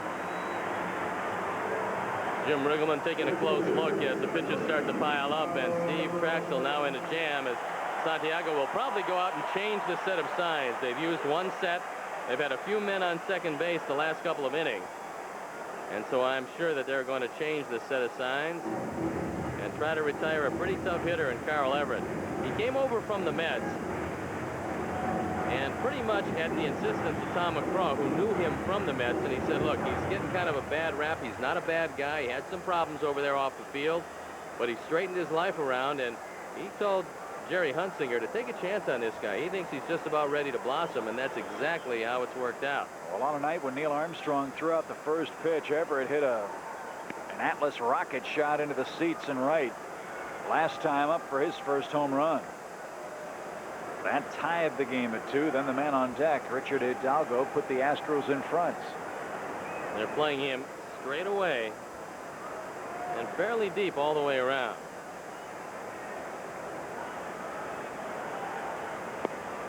Took something off. 0-2. What did they do with that movie set that they used for the Apollo lunar landings? We didn't have a chance to talk to Neil Armstrong about that. I wanted to talk about the Bears. Oh, that's a different Neil Armstrong. Okay.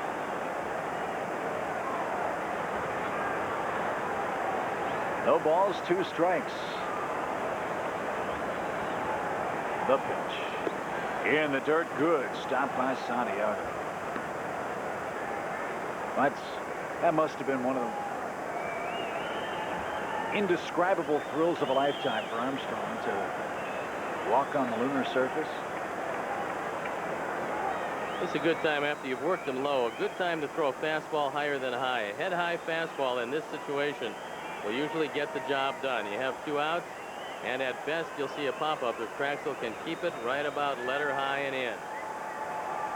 The 1-2. Tried to get it there, but that one kind of drifted out over the plate, and Steve got away with one. You see Santiago doing something that I like to see. He's sitting in the middle of the plate till the last instant. And if you wonder why a catcher will do that, it's because with a man at second base especially, if you set up too early, it's very easy for the man at second to give location to the hitter. So Santiago will sit in the middle of the plate, not giving location until the last instant, and then he will glide either in or out. This See him in the middle. Pitch number 92 of the game, and it's ripped. Grace can't handle it. It's off his glove. Bagwell rounds third. He's going to try to score. Traxel cut it off. And the Astros have a 2-run lead. A hot smash off the glove of Grace. And Everett with his second RBI of the game. Everett did a real nice job of taking an inside pitch and driving it hard. You got to get your hands out quickly. Traxel gets it out over the plate, not quite as inside as he would like, and it goes off the glove of Grace. And then on the artificial surface, Mike Cubbage takes the gamble, sends Bagwell, no chance to get him at the plate, and I think the key, Chip, was the artificial surface. If that's natural grass, you can't really send him because that ball's just going to trickle and probably wind up right behind the infield cut. And maybe Grace is able to get a little bit more of a piece of leather on that ball and knock it down and make the play at first base, but that didn't work out. Bagwell scores. Caminiti to third. Everett with his second RBI, and the Astros with a 2-run lead at 4-2. So here's Hidalgo. He had a monster shot to left his last time up. Cub bullpen busy again. Kirk Miller up for the second time tonight.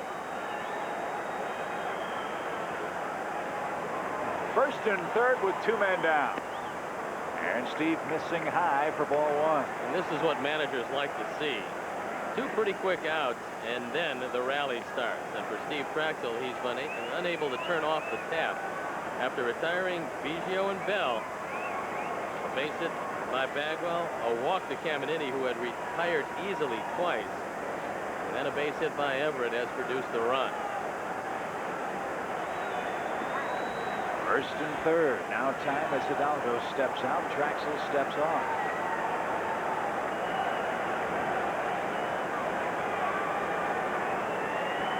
The Giants have come back to take a lead against the Reds at 7-6 in the 8th.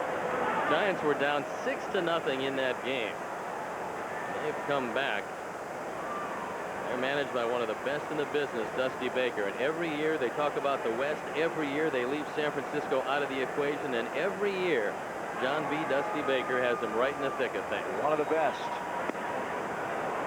And even if you don't like him as a manager, and I don't know why you wouldn't like the guy, what a great human being is Dusty Baker. You can't help but root for him. Except for the 163rd game of the year. Right. Anytime there's a playoff, you can't root for the Giants. A ball and a strike. To Hidalgo. Hit high in the air into left field toward foul ground. Henry Rodriguez is under it. He's got it. The inning is over. But a two-out rally by the Astros. 2 singles, a walk sandwiched in between. Plates their 4th run. And after 5 in Houston, it's 4-2 Astros.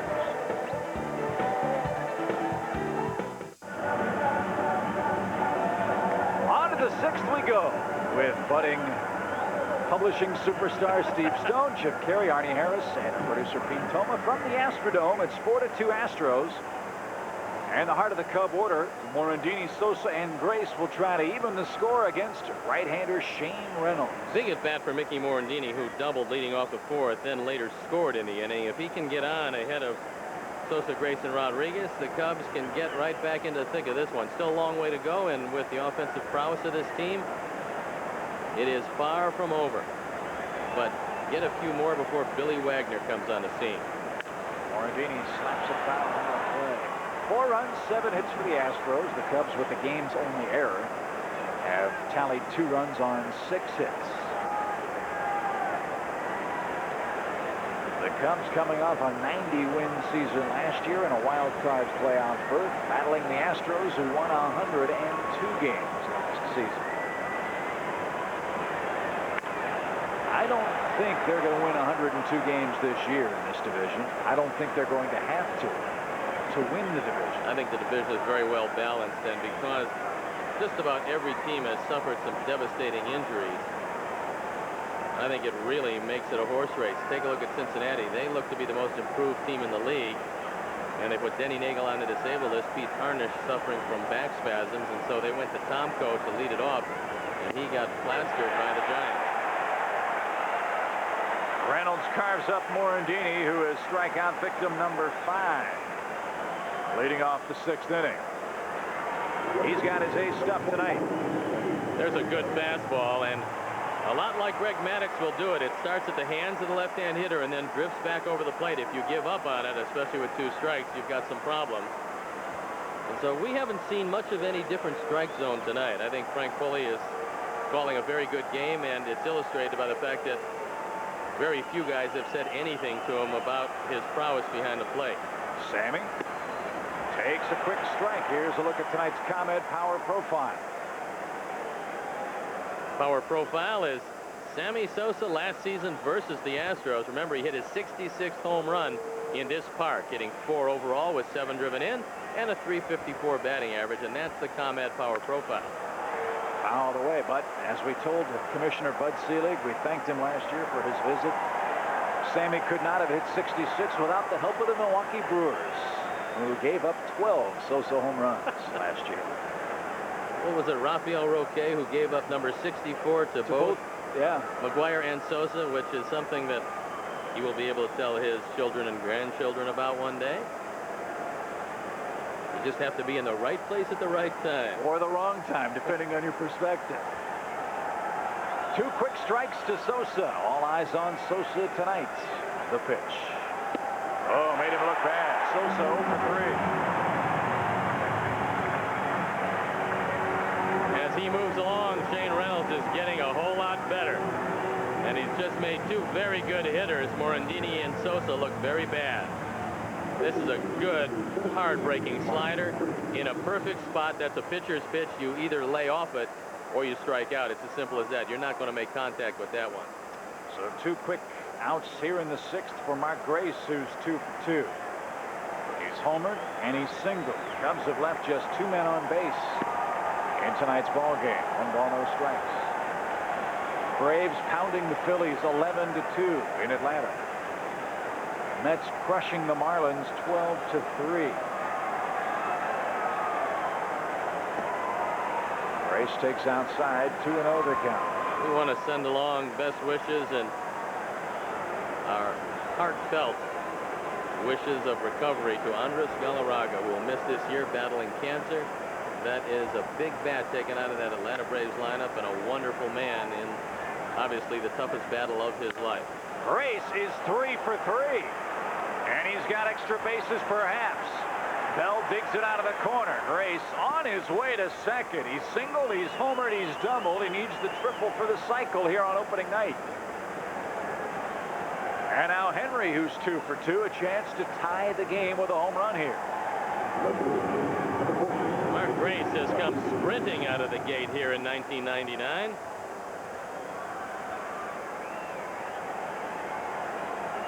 As he gets a fastball, drives it into the corner, easily coasting into second base, and just 1 triple away. Well, Grace had 3 of them last year, and this is a ballpark that you can tally a triple. Henry takes a ball high, 1-0. Let's pause quickly for station identification. This is America's #1 sports station, WGN, Chicago. Well, the Astros had a 2-out rally in the 5th inning, and the Cubs trying to do the same here in the top of the 6th. Outside, 2-0. Now the Houston pen starts to get busy. That might be Ellerton down. Looking a little like Rick Aguilera with that beard. I'm glad it's not Aguilera, no question. Reynolds has thrown 70 pitches unofficially in the ballgame. He's behind a dangerous hitter, 2-0. Henry ought to see something pretty good to hit here. I would say with first base open, he might not. That was an off-speed pitch. It was a beautiful pitcher's pitch. Wisely, Henry laid off because he wasn't going to do anything with an off-speed. Looked like a forkball that just dipped away. Tom Reynolds right here, I pitch really carefully to Henry because he's the home run hitter, and 1 swing of the bat can tie up the game. Took something off, 2-2. I think Henry's going to have to look at another one of those. 2 good pitches in a row, another forkball, this one diving out of the zone. I would think Henry'd see 1 more. Grace at second with a 2-out double. Cubs down 4-2. We're in the 6th.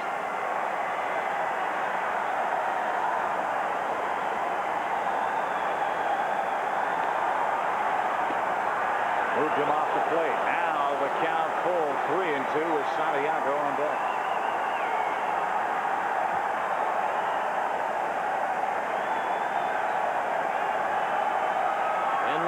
Punishing that back line, which has been obliterated in this one, but he's trying to get as far back as he can without standing on the foot of Tony Eusebio.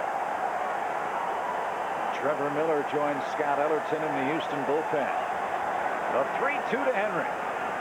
He lost it. First and second, 2 out. Now Santiago could get his first Cub hit and draw the Cubs closer here in the 6th.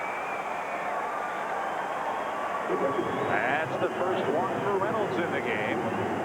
And Vern Rule, the Astro pitching coach, will make his 6th inning appearance. Well, I believe with this lead and with the amount of pitches Shane Reynolds has thrown, Larry Dierker is going to give him 1 more hitter. See what he does with Santiago, and if not, he'll probably go to Ellerton.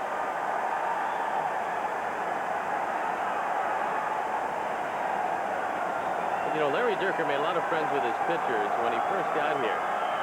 And it was because of a weak middle relief staff, but he went a lot longer with starting pitchers than the normal manager would. And that endeared him to a lot of the starting pitchers, took a lot of pressure off his bullpen, and if he could get the game to Billy Wagner, then it was pretty much over. So I think maybe the fact that he was a starting pitcher gave him a little empathy for the other starters, and if he felt they had good stuff, he'd just let them go. Let's see how far he lets Reynolds go here in the 6th. 2 are on, 2 are out. And Santiago, who has struck out and hit into a double play, looks outside at ball 1. Finally in Florida, Livan Hernandez got hammered tonight. Rick Reed beat him 12-3 as the Mets even their record at 1-1 tonight. 4-2 Houston. Big crowd at the Astrodome. Over 45,000 here tonight. The final season for the Dome. Breaking ball misses outside. 2-0.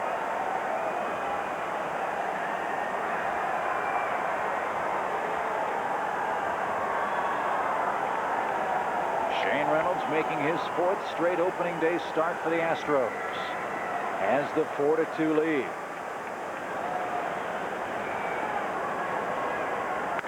Swung on, hit high in the air to right, but right at Bell, who has to reach up. Ball carried a little bit farther than he thought. But he makes the play, and the Cubs are out of luck in the 6th. No runs, 1 hit, 2 more men left. After 5.5, the Astros still lead at 4-2.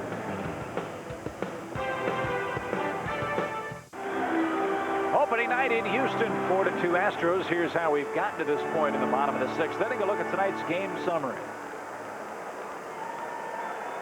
3 home runs. Everett, Hidalgo, and Grace. Mark is 3 for 3 tonight.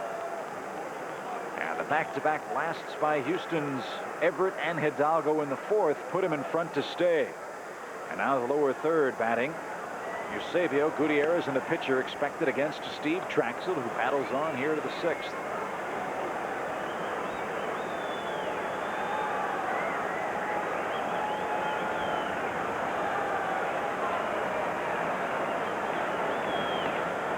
When they traded Brad Osmus to the Tigers, it gave Tony Eusebio and Mitch Molesky a chance to split the catching duties. Now, Molesky is a switch hitter. Hit .353 last year with some power. And they really like him behind the plate. What's not to like? But Eusebio has been the personal catcher for Shane Reynolds. So Larry Dierker said that when Reynolds is not pitching, he'll split the duties between Molesky and Eusebio. Eusebio is a pretty good hitter. Ground ball to second on a 3rd hop. Mickey will throw him out. 1 away here in the 6th. It's tough to win a division with a rookie catcher, no matter how talented they are. I think it's only happened twice in the National League. I think it's a real difficult task, and you talk about shortstop being the toughest position to break in as a rookie on a winning ball club. I think it's a catcher, because you're obviously worried about your own hitting. That's important if you are a hitter, and Molesky is. And a switch hitter makes it doubly tough to try to keep a stroke from both sides. Then you have to learn every other hitter in the league along with your own pitchers. And there's a lot to learn for a young man. Plus the physical punishment you take on a daily basis behind the dish. The foul tips, the constant up and down in that crouch. And Billy Spires on deck. He'll pinch hit for Reynolds, it would appear, here in the 6th inning. It's Gutierrez. And you would think that this would be the last inning for Steve Traxel, as he's due up 3rd in the 7th. So Reynolds will depart, and most likely so will Steve Traxel. 4-2 Houston. And a 2-0 Gutierrez hit sharply to 3rd. Gaetti snags it with the cesta and throws him out. 2 down. Our senior producer director of Cubs baseball on WGN is Arnie Harris. Tonight's game produced by the commander, Pete Toma. Matt Luke is our associate producer. The executive producer of WGN Sports is Bob Orwald. Great to have Dan Roan in the booth with us tonight as well. Glenn Allen Hill getting ready for some late game heroics. He was a great pinch hitter for the Cubs last year. When he got his opportunity to start, he made the most of it. Looks like he's going to get an opportunity right here as he's starting to stir. And now Spires will be called back because there is nobody on base. They don't want to waste what they figure is their premier pinch hitter. So Alex Diaz, a switch hitting reserve outfielder, will be the pinch hitter for Shane Reynolds. Reynolds fires 6 innings, gives up a couple of runs, 7 hits, struck out 6 and walked 1. So a fine outing for the ace of the Astros. And here is Diaz. And Traxel misses outside for ball 1. And friends, if you want to send us the emails during the course of the season, our email address is up and ready to go, CubsTV@interaccess.com. We look forward to hearing your World Wide Web inquiries. In fact, we got an email tonight from Andy Mendoza watching us on the satellite in Venezuela tonight. Cubs fans from around the world checking in to see what the Cubs are up to. Welcome. Hearing from you as well. He must be most unhappy with his countryman then, Richard Hidalgo from Caracas, with his home run.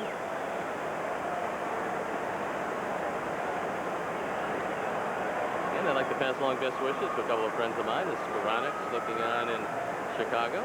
Kind enough to wait a long time in line in Mesa to get a book. I'm sure you gave them a hefty discount for their patience. Hefty. Tell them the only thing on the house is the roof.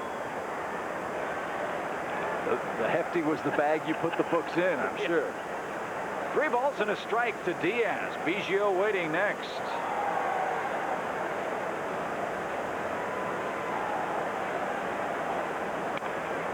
Out of play, full count, 3-2. They're underway in Seattle, where Alex Diaz used to play. White Sox out in front in the first, 1-0. The Yankees lead Oakland 2-0. Cleveland, Anaheim are scoreless. Texas leading the Tigers 2-0 in the 5th, and Toronto hanging on to a slim 1-0 lead in Minnesota. Payoff pitch from Traxel is slapped into center field. Lancer is right there. He's got it. And Traxel's final inning of the ball game is 1-2-3 and out here in the 6th. On to the 7th we go. Hernandez, Gaetti, and a Cub pinch hitter in a 4-2 Houston game.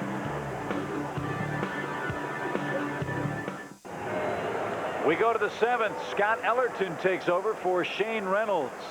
And the Rally Caps are out here at the Astrodome in Houston as the big rangy right-hander, 6'7", 240 pounds, Scott Ellerton goes to work.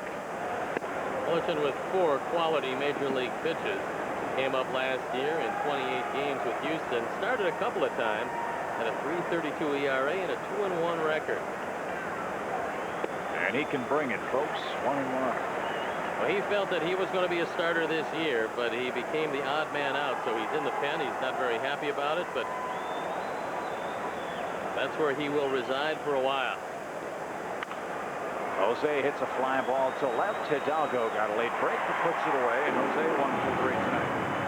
Well, that's what Larry Dierker wants to see. He wants to see Ellerton throwing strikes. He usually has pretty good control, and he figures that Ellerton and Henry can get him through the 7th and 8th, and then he can turn it over to Wagner. So it's Matt Karshner loosening up in the bullpen for the Cubs, and it's Tyler Houston in the on-deck circle. He'll come on to pinch hit for Steve Traxel, who did a pretty decent job against a very tough lineup in a very difficult place for the Cubs to win. Both the Cubs and the Giants will be very happy when the 35-year reign of this ballpark comes to an end, because neither team had any luck in this dome. No balls and a strike to Gaetti. It's at a mile high and out of play. It's 0-2. What were your first impressions when you saw this place as a youngster? I was just happy to be in the major leagues, for one thing. And Houston didn't have a real good hitting team, but they had the largest pitching staff I had ever seen. Everyone threw about 95 miles an hour.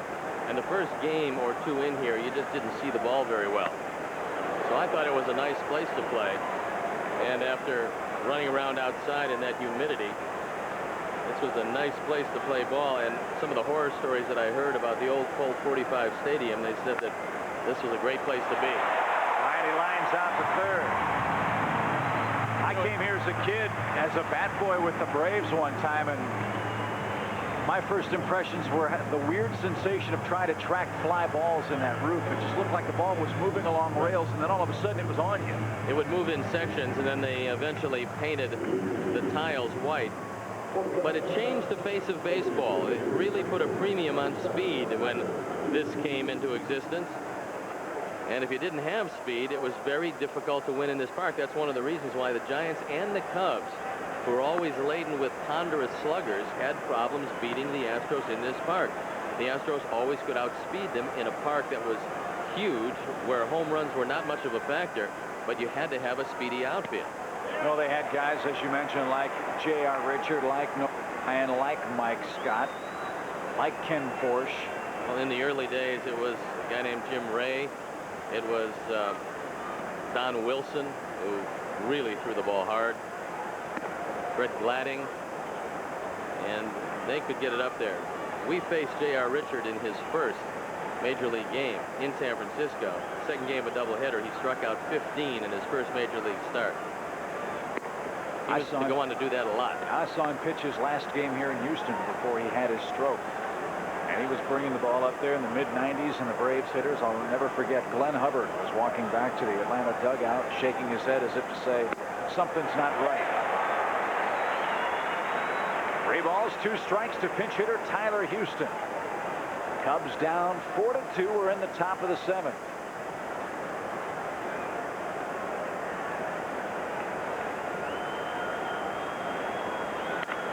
Ground ball to Biggio. He's got it. And the inning is over. Ellington works a flawless 7th inning. 3 up, 3 down. To the 7th inning stretch we go in Houston. The top of the Astro order is due as they lead it 4-2.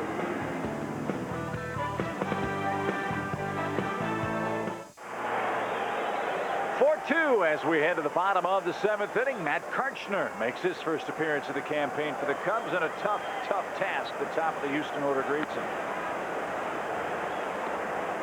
That came over last year from the White Sox. He was 3-1 with an ERA at 5.14 in 29 games.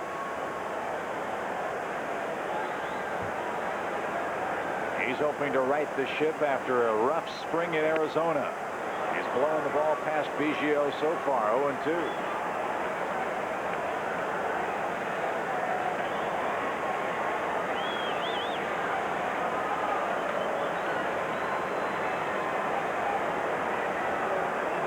Two quick strikes to Biggio. Cubs down a couple of runs in the 7th.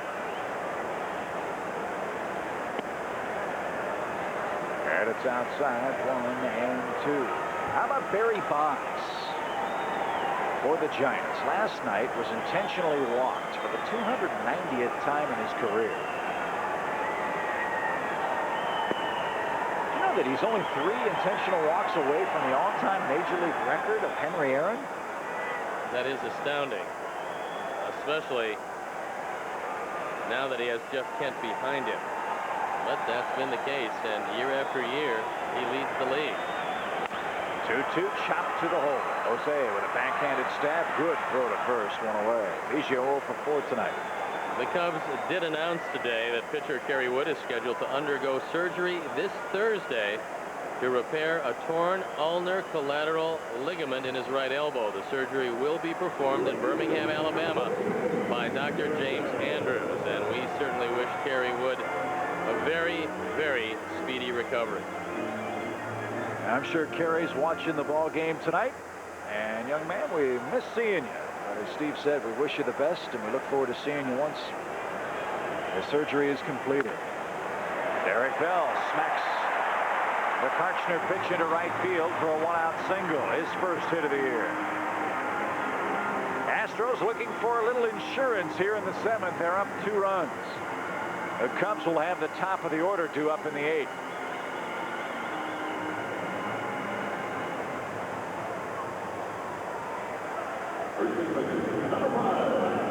Jeff Bagwell scored the 4th run for the Astros back in the 5th on a single by Carl Everett off the glove of Mark Grace. Bullpen up and going. It looks like Brad Woodall.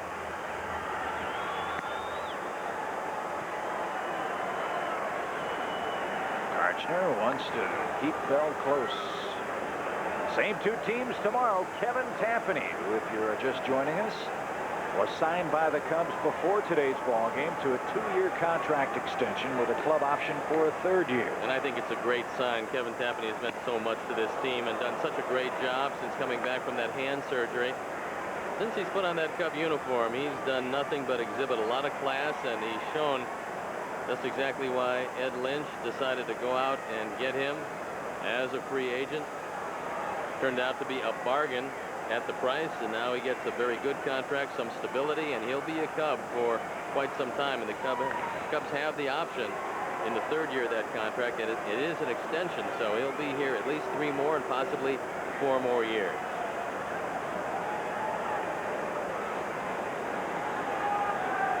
No balls and a strike.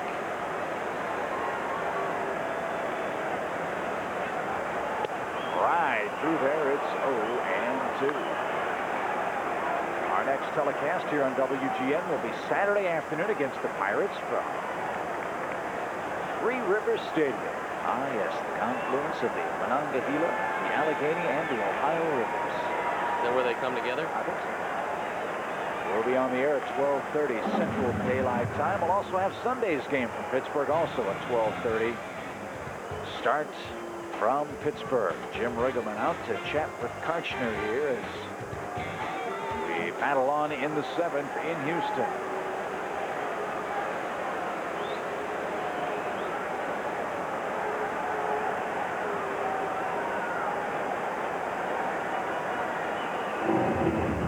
You might have told him to keep an eye on Derek Bell over there at first base. Bell doesn't run often, and very rarely do you run ahead of Bagwell. But with 0-2, you figure you're looking for a pitch in the dirt. Or way outside. Or way outside. Nice play by Santiago as he stopped that one from going to the screen. Well, that third run that you try to get is a big, big insurance run. Means you have to have 2 guys on if someone's going to hit a home run to tie the game for you. The margin much smaller if it's a 2-run game, obviously. Well, if you're playing a team that doesn't have a quality closer, it's of great importance, but not vital importance. But when you have Billy Wagner in your bullpen, then 2 runs is just about enough because he is very difficult to score upon. Unless you're Vinny Castilla. Well, he's not here tonight. No, he's not. 1-2. Full foul past third. Into the Cub bullpen. Count stays 1-2. Astros with 4 runs on 8 hits. There's Billy Wagner, who's been working on a curveball. Oh, that's just what he needs to go with that 97, 98 mile-an-hour fastball. And to look at him, you'd never realize that he threw that hard. He certainly isn't a big guy. He looks like your paper boy. That's what he looks like. At 5'11", 180. He might be a touch smaller than that. Outside, Santiago from his knees. And Bell got in under the tag. The throw skipped second base. And Mickey couldn't grab the ball and get the tag down in time, but a throw right at the bag from Benito. Well, if this ball doesn't skip, then they have Bell. But when the ball skips, Morandini has to come up with the glove. It allows Bell to go under the tag. You see, he has to come up, and it's a good call by Greg Bonet. He comes up with the glove. Bell goes under the tag. So runner in scoring position with 1 out for the Astros here in the 7th. For Bagwell, and the count even money at 2-2. Again, this Astro team led the National League in runs scored last year. They've got the kind of club that could do it again. They scored 874 runs last year, and couple that with the second-best ERA in the National League behind Atlanta, you can see why they won 102 games. Full count now. Hit high in the air to right. Sammy drifting back, should have a play. He's charging. Bell's not going anywhere. Sosa hits the cutoff man. 2 down. So Bell stays at second. Ken Caminiti, looking for his first hit, will be the batter here in the 7th. Again in the 8th, the Cubs will have Lance Johnson, Mickey Morandini, and Sammy Sosa due up in a 2-run game. But first things first, you've got to get Caminiti here. The White Sox have taken a 2-1 lead over the Mariners. Jeff Abbott just did a home run off Jamie Moyer. That game now in the 2nd. Giants hang on to beat the Reds, trailing 6-0 after 2. They win it 7-6 in Cincinnati. Quick strike to Caminiti. It's 0-1.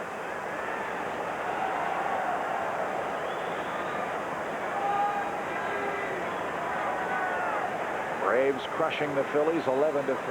Dodgers and Diamondbacks are scoreless in the second. In that ball game, I think it's Todd Stottlemyre for the Diamondbacks and Chan Ho Park for the Dodgers. Boy, the Diamondbacks, I think they open up with the Dodgers. Then they've got the Braves, and then it's back to play the Dodgers again. They're going to find out a whole lot about their club early because they have a very difficult early season schedule. Every game, it's a great pitching matchup for the Diamondbacks, and they've got plenty of it. With Randy Johnson, Stottlemyre, Dennis and Omar Dahl. And Dahl. And Reynoso. That ball hit high in the air toward right, but Sammy's got plenty of room. He'll make the catch. And Caminiti 0 for 3 on his night. Astros fail to score in the 7th. On to the 8th we go. The top of the Cub order is due. It's 4-2 Astros.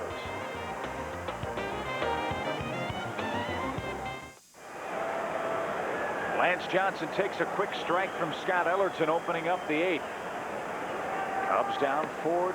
This is a vitally important inning to the Cubs. They've got to make something happen at the top of this order because Billy Wagner is lurking in that bullpen, but right now Doug Henry is loosening up. Outside, 2 balls and a strike. Jay Powell, the veteran right-hander, is up for Houston. It's Jay Powell.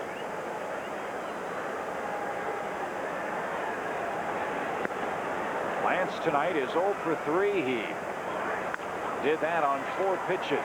He's seen 4 pitches in this at bat alone. You have to really like Ellerton. He is a hard-throwing right-hander with a good slider, a good curveball, and a pretty decent change, which he very rarely will throw in relief outings. Here comes the 2-2. Slap! Look out, folks. That one ricocheted off a seat back, and I hope it didn't catch one of the paying customers. The Cubs looking into the seats to make sure everybody's all right. Dave Tumbas over there, and I think someone may have gotten clipped.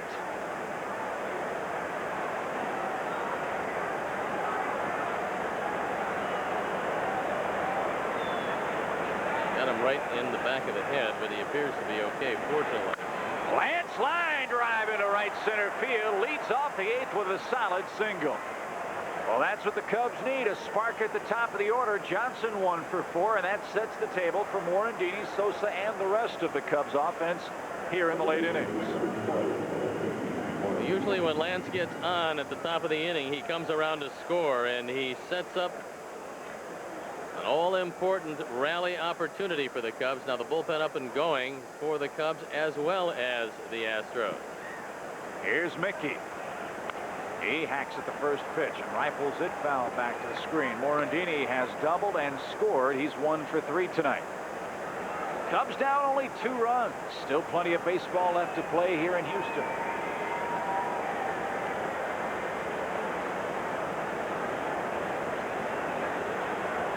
No balls and a strike.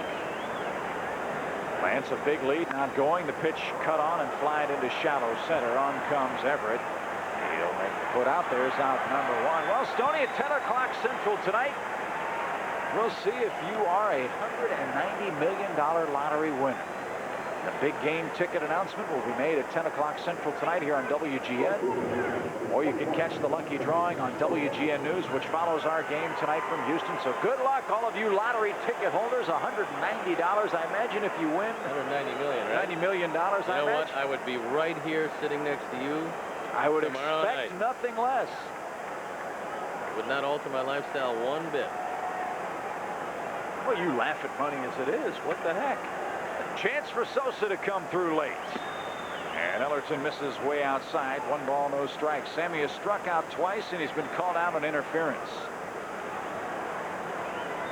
Well, McGuire hit a home run in the Cardinals opening game. Sammy has yet to hit one. Couldn't think of a better time for it. Oh, what a cut he had. A ball and a strike to the National League's most valuable players, Sammy Sosa. This is only the 3rd time he's ever seen Ellerton, and he's 1 for 2. Outfield straightaway and very deep. Any deeper, they could change the scoreboards in left and right field. Well, 1-1 to Sammy. Here it is. Swing and a miss. 1-2.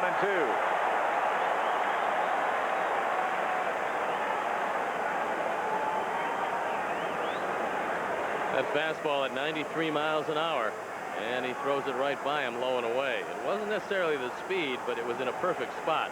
They've pitched him very tough tonight. Sliders on the outside corners of the plate. And the one time Sammy did make contact, he was inside the baseline. 1-2. Got him swinging. He's 0-4 with 3 strikeouts. Well, nothing fancy there. He just showed him some high heat. And he went down, down, down, and then changed the angle and went up and threw it right by him. This fastball right about belt high, and Sammy just swings through it. So Mark Grace, a triple away from the cycle. He's homer. He's single. He's double. And he looks at a breaking ball for a strike. Ellerton gets it up there in good shape, and then he bends that big Laredo breaking ball in on your hands. 0-1. Lance Johnson led the inning off with a single. He's on his way. Grace tries to protect him and pops it foul out of play, and he's in an 0-2 hole. Unusual hit and run. You've got Henry in the on-deck circle. You've got no left-hander loosening up, and you have 2 outs in the inning, and they're hitting and running with 1 strike. I'm not really fond of that particular call because Mark Grace had to protect him. Fortunately, he fouled it off. That puts him in an 0-2 hole. Johnson, another good lead at first. Not going this time, and Grace looks high, 1-2. That situation is not like you're trying to stay out of the double play. You certainly want to keep the inning alive for Henry. Could Lance have been going on his own? If he was, I'm not sure if Mark would have protected him on a pitch that high and out of the zone. That would have been a tough pitch for Eusebio to handle, and he doesn't have the greatest armor on despite making 1 good throw tonight. 1-2. Just did get a piece. He was right on it, but he flicks it back foul and stays alive. 1-2. 4-2 Astros. Cubs trying to come from behind to win their 1999 opener.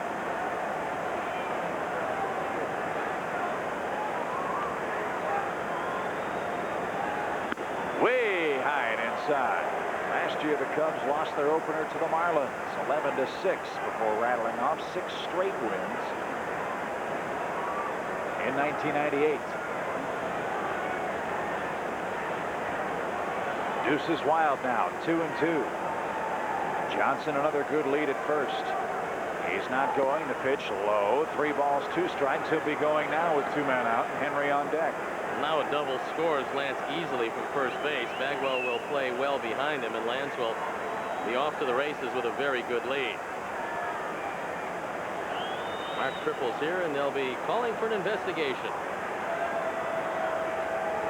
Here comes the 3-2. He lost him. Grace was in an 0-2 hole and worked Ellerton for the walk. And now Henry Rodriguez will be the batter. No left-hander up in the pen yet. And Henry with a home run could put the Cubs in front. That's one question mark the Astro team has. They only have 2 left-handers down there, Trevor Miller and Billy Wagner. Well, I don't think that they would even consider Trevor Miller in this situation for the simple reason that he would be facing Glenn Allen Hill. And there's no way Larry Dierker wants that particular matchup. And they've gotten to the point with closers now, many of them just strictly throw 1 inning, and that's what they want from Billy Wagner. So he's not even up. And there is Jeff Blauser, another guy available. Jeff might be in the ball game tomorrow. I think he probably will start tomorrow. He showed in spring training that despite the fact that his elbow is still sore and he can't really make the throw from shortstop, he swung the bat very well. So he would get a start most likely at second base. But first things first, the Cubs are 1 home run away from taking the lead. They're just making a real exciting opening night of it. That would be just fine with me. Henry has a couple of hits and an RBI tonight. Breaking ball of beauty. It's 0-1. Coming out not mistaken, it was in Game 2 of the year last year when Henry hit the big home run that gave the Cubs the lead over the Marlins, and even the record at 1-1 last year. 0-1 to Henry. Runners at first and second, and another beautiful pitch. Mark Grace has to get a pretty good lead at first base. The simple reason that on a double, he has got to score. Outfield a little deeper than normal. Mark Grace represents a tying run. Here comes the 0-2. Struck him out. 2 breaking balls. Then he comes with a 93-mile-an-hour fastball. And the Cubs strand 2 in the 8th.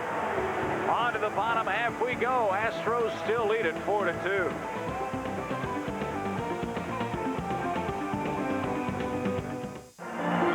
Largest opening day crowd in Astrodome history tonight. 51,668. They've seen a dandy ball game. Astros in front 4-2, and Brad Woodall becomes the third Cub pitcher. He'll turn around Carl Everett, and this is some of the great strides that Everett has made as a hitter. He was a little weaker from the right side, but he's worked hard on this side of the plate with Tom McCraw, and he says that he's starting to come alive as a righty. So Woodall charged with holding the Astros right there as Billy Wagner loosens in the pen. Woodall out in front 0-2. The Cubs picked up Woodall off waivers from Milwaukee, purchased the contract of Dan Serafini from Minnesota, as the Cubs trying to do everything they possibly can to bolster what many consider to be a very big question mark on this ball club, and that is how to get the ball into the hands of Rod Beck. 2 pitch, Everett is hit by Woodall. So leadoff man on here in the 8th as Everett trots to first. Steve, here's a look at tonight's Ameritech play that makes a difference. Tonight's Ameritech plays that make the difference is a home run by Carl Everett. That tied the game at 2.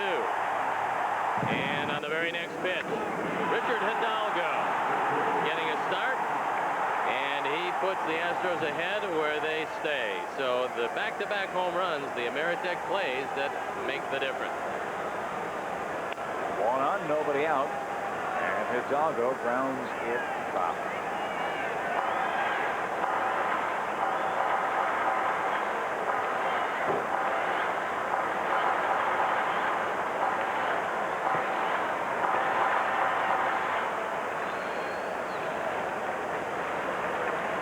Everett, Hidalgo, Eusebio here in the Houston 8th. Billy Wagner will come on and pitch tonight. And again, Woodall out in front, 0-2.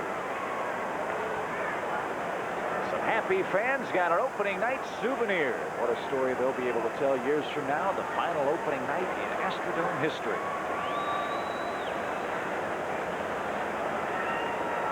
No balls, 2 strikes.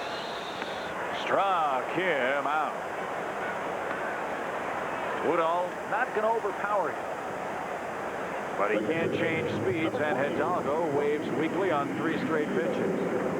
Usually youngsters have a hard time staying back, and that was a good changeup over the outside corner, and Hidalgo a strikeout victim. 1 on, 1 out for Eusebio.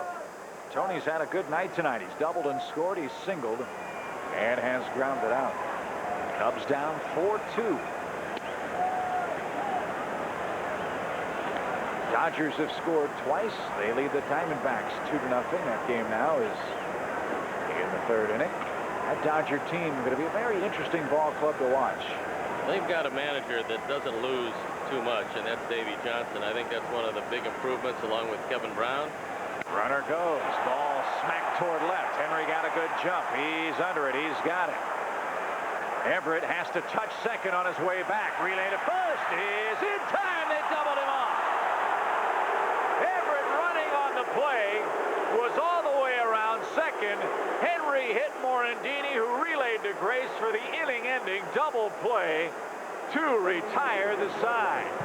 7-4-3 on the double play. And on to the 9th we go. The Cubs, if they're to win this one, have to do it against one of the best in the business, Billy Wagner. It's do or die time here in the 9th inning. Henry Rodriguez starts an odd 7-4-3 double play. Some terrible base running by Carl Everett, but a very good relay by Morandini. They nip Everett at first base. A good call by Charlie Williams, and it got the Cubs out of the inning with a 2-run deficit. Now Billy Wagner against Benito Santiago. Swing, and it's 0-1. Billy Wagner last year, another fantastic season. 4-3 with 30 saves. And look at those strikeouts per innings pitched. 97 in just 60 innings. Not too shabby. And he throws the ball about 97 miles an hour, and he's working on a curveball. Well, he only walked 25, and you keep hoping that he's going to get himself in trouble. So the Cubs need a base runner or two, and then Glenn Allen Hill to hit one out of the ballpark. A ball at a strike. There's that breaking ball, but it misses low. 2-1. Wagner last year, in just a horrifying incident, was hit in the head on a line drive by Kelly Stinnett of the Diamondbacks. That was in the bob, and that ball almost carried him into the Diamondback dugout. It was hit so hard, and he came away, fortunately, with just about everything intact, although he was on the disabled list for a while. But that was a frightening sight. I know you saw the replay. I saw it. It's one of those things in baseball that, yeah, it's horrifying. When you let the ball go, you're about 55 feet away. You might throw it at 97. It comes back about 130. And it's very difficult to protect yourself. And it wasn't just Wagner. There's a lot of other guys, too. Wagner's getting up there in pretty good shape, folks. Counts full 3-2. He's thrown 2 97-mile-an-hour fastballs. That one was just 98. Yeah, you keep hoping he misses with this one, and the Cubs get the leadoff man aboard. Again, just a 2-run game. 4-2 Astros here in the 9th. 3-2 pitch. He hung in there, did Benito, and fouled the ball off. Santiago tonight is 0 for 3. A strikeout, a double play, and a fly out to right.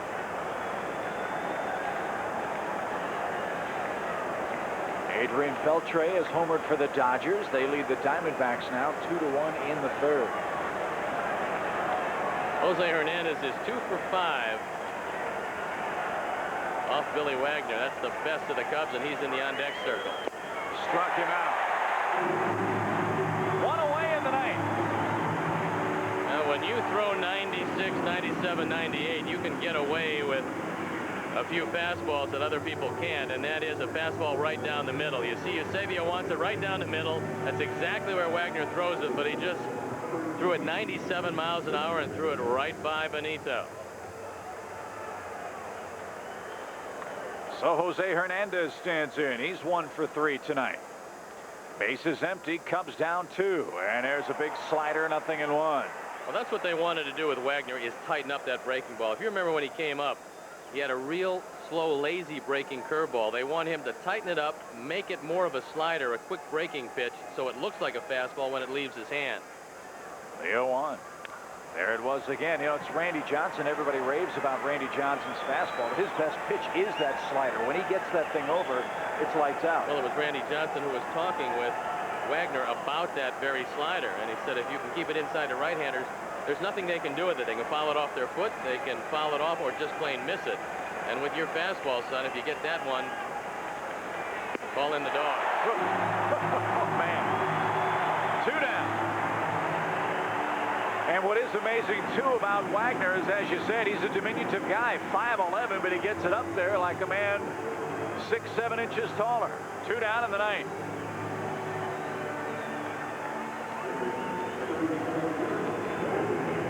And Cubs fans, make sure you visit the Cubs internet site, www.cubs.com. Gary Gaetti, the final hope. Well, if Gary can keep it alive, you got Glenn Allen Hill in the on-deck circle. 1 ball, no strikes. Ooh. 1-1. Mr. Wagner's got his good stuff tonight, too. And Gary looked back at Frank Foley and said, was that as fast as I thought it was?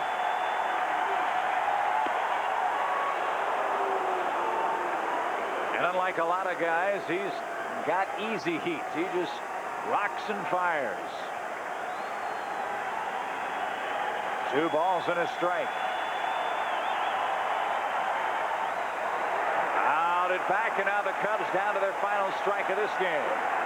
Fans on their feet here at the Dome as everybody rooting for the Astros to go 1-0. But Gary Gaetti trying to keep it alive for Glenn Allen Hill. 51,000 on their feet. Broken bat, pop up to short. Easy play there for Gutierrez, and the Astros win the 1999 opener, the final ever here at the Astrodome in Houston, Texas. Final score, Astros 4, Cubs 2. Totals and highlights from opening night right after this.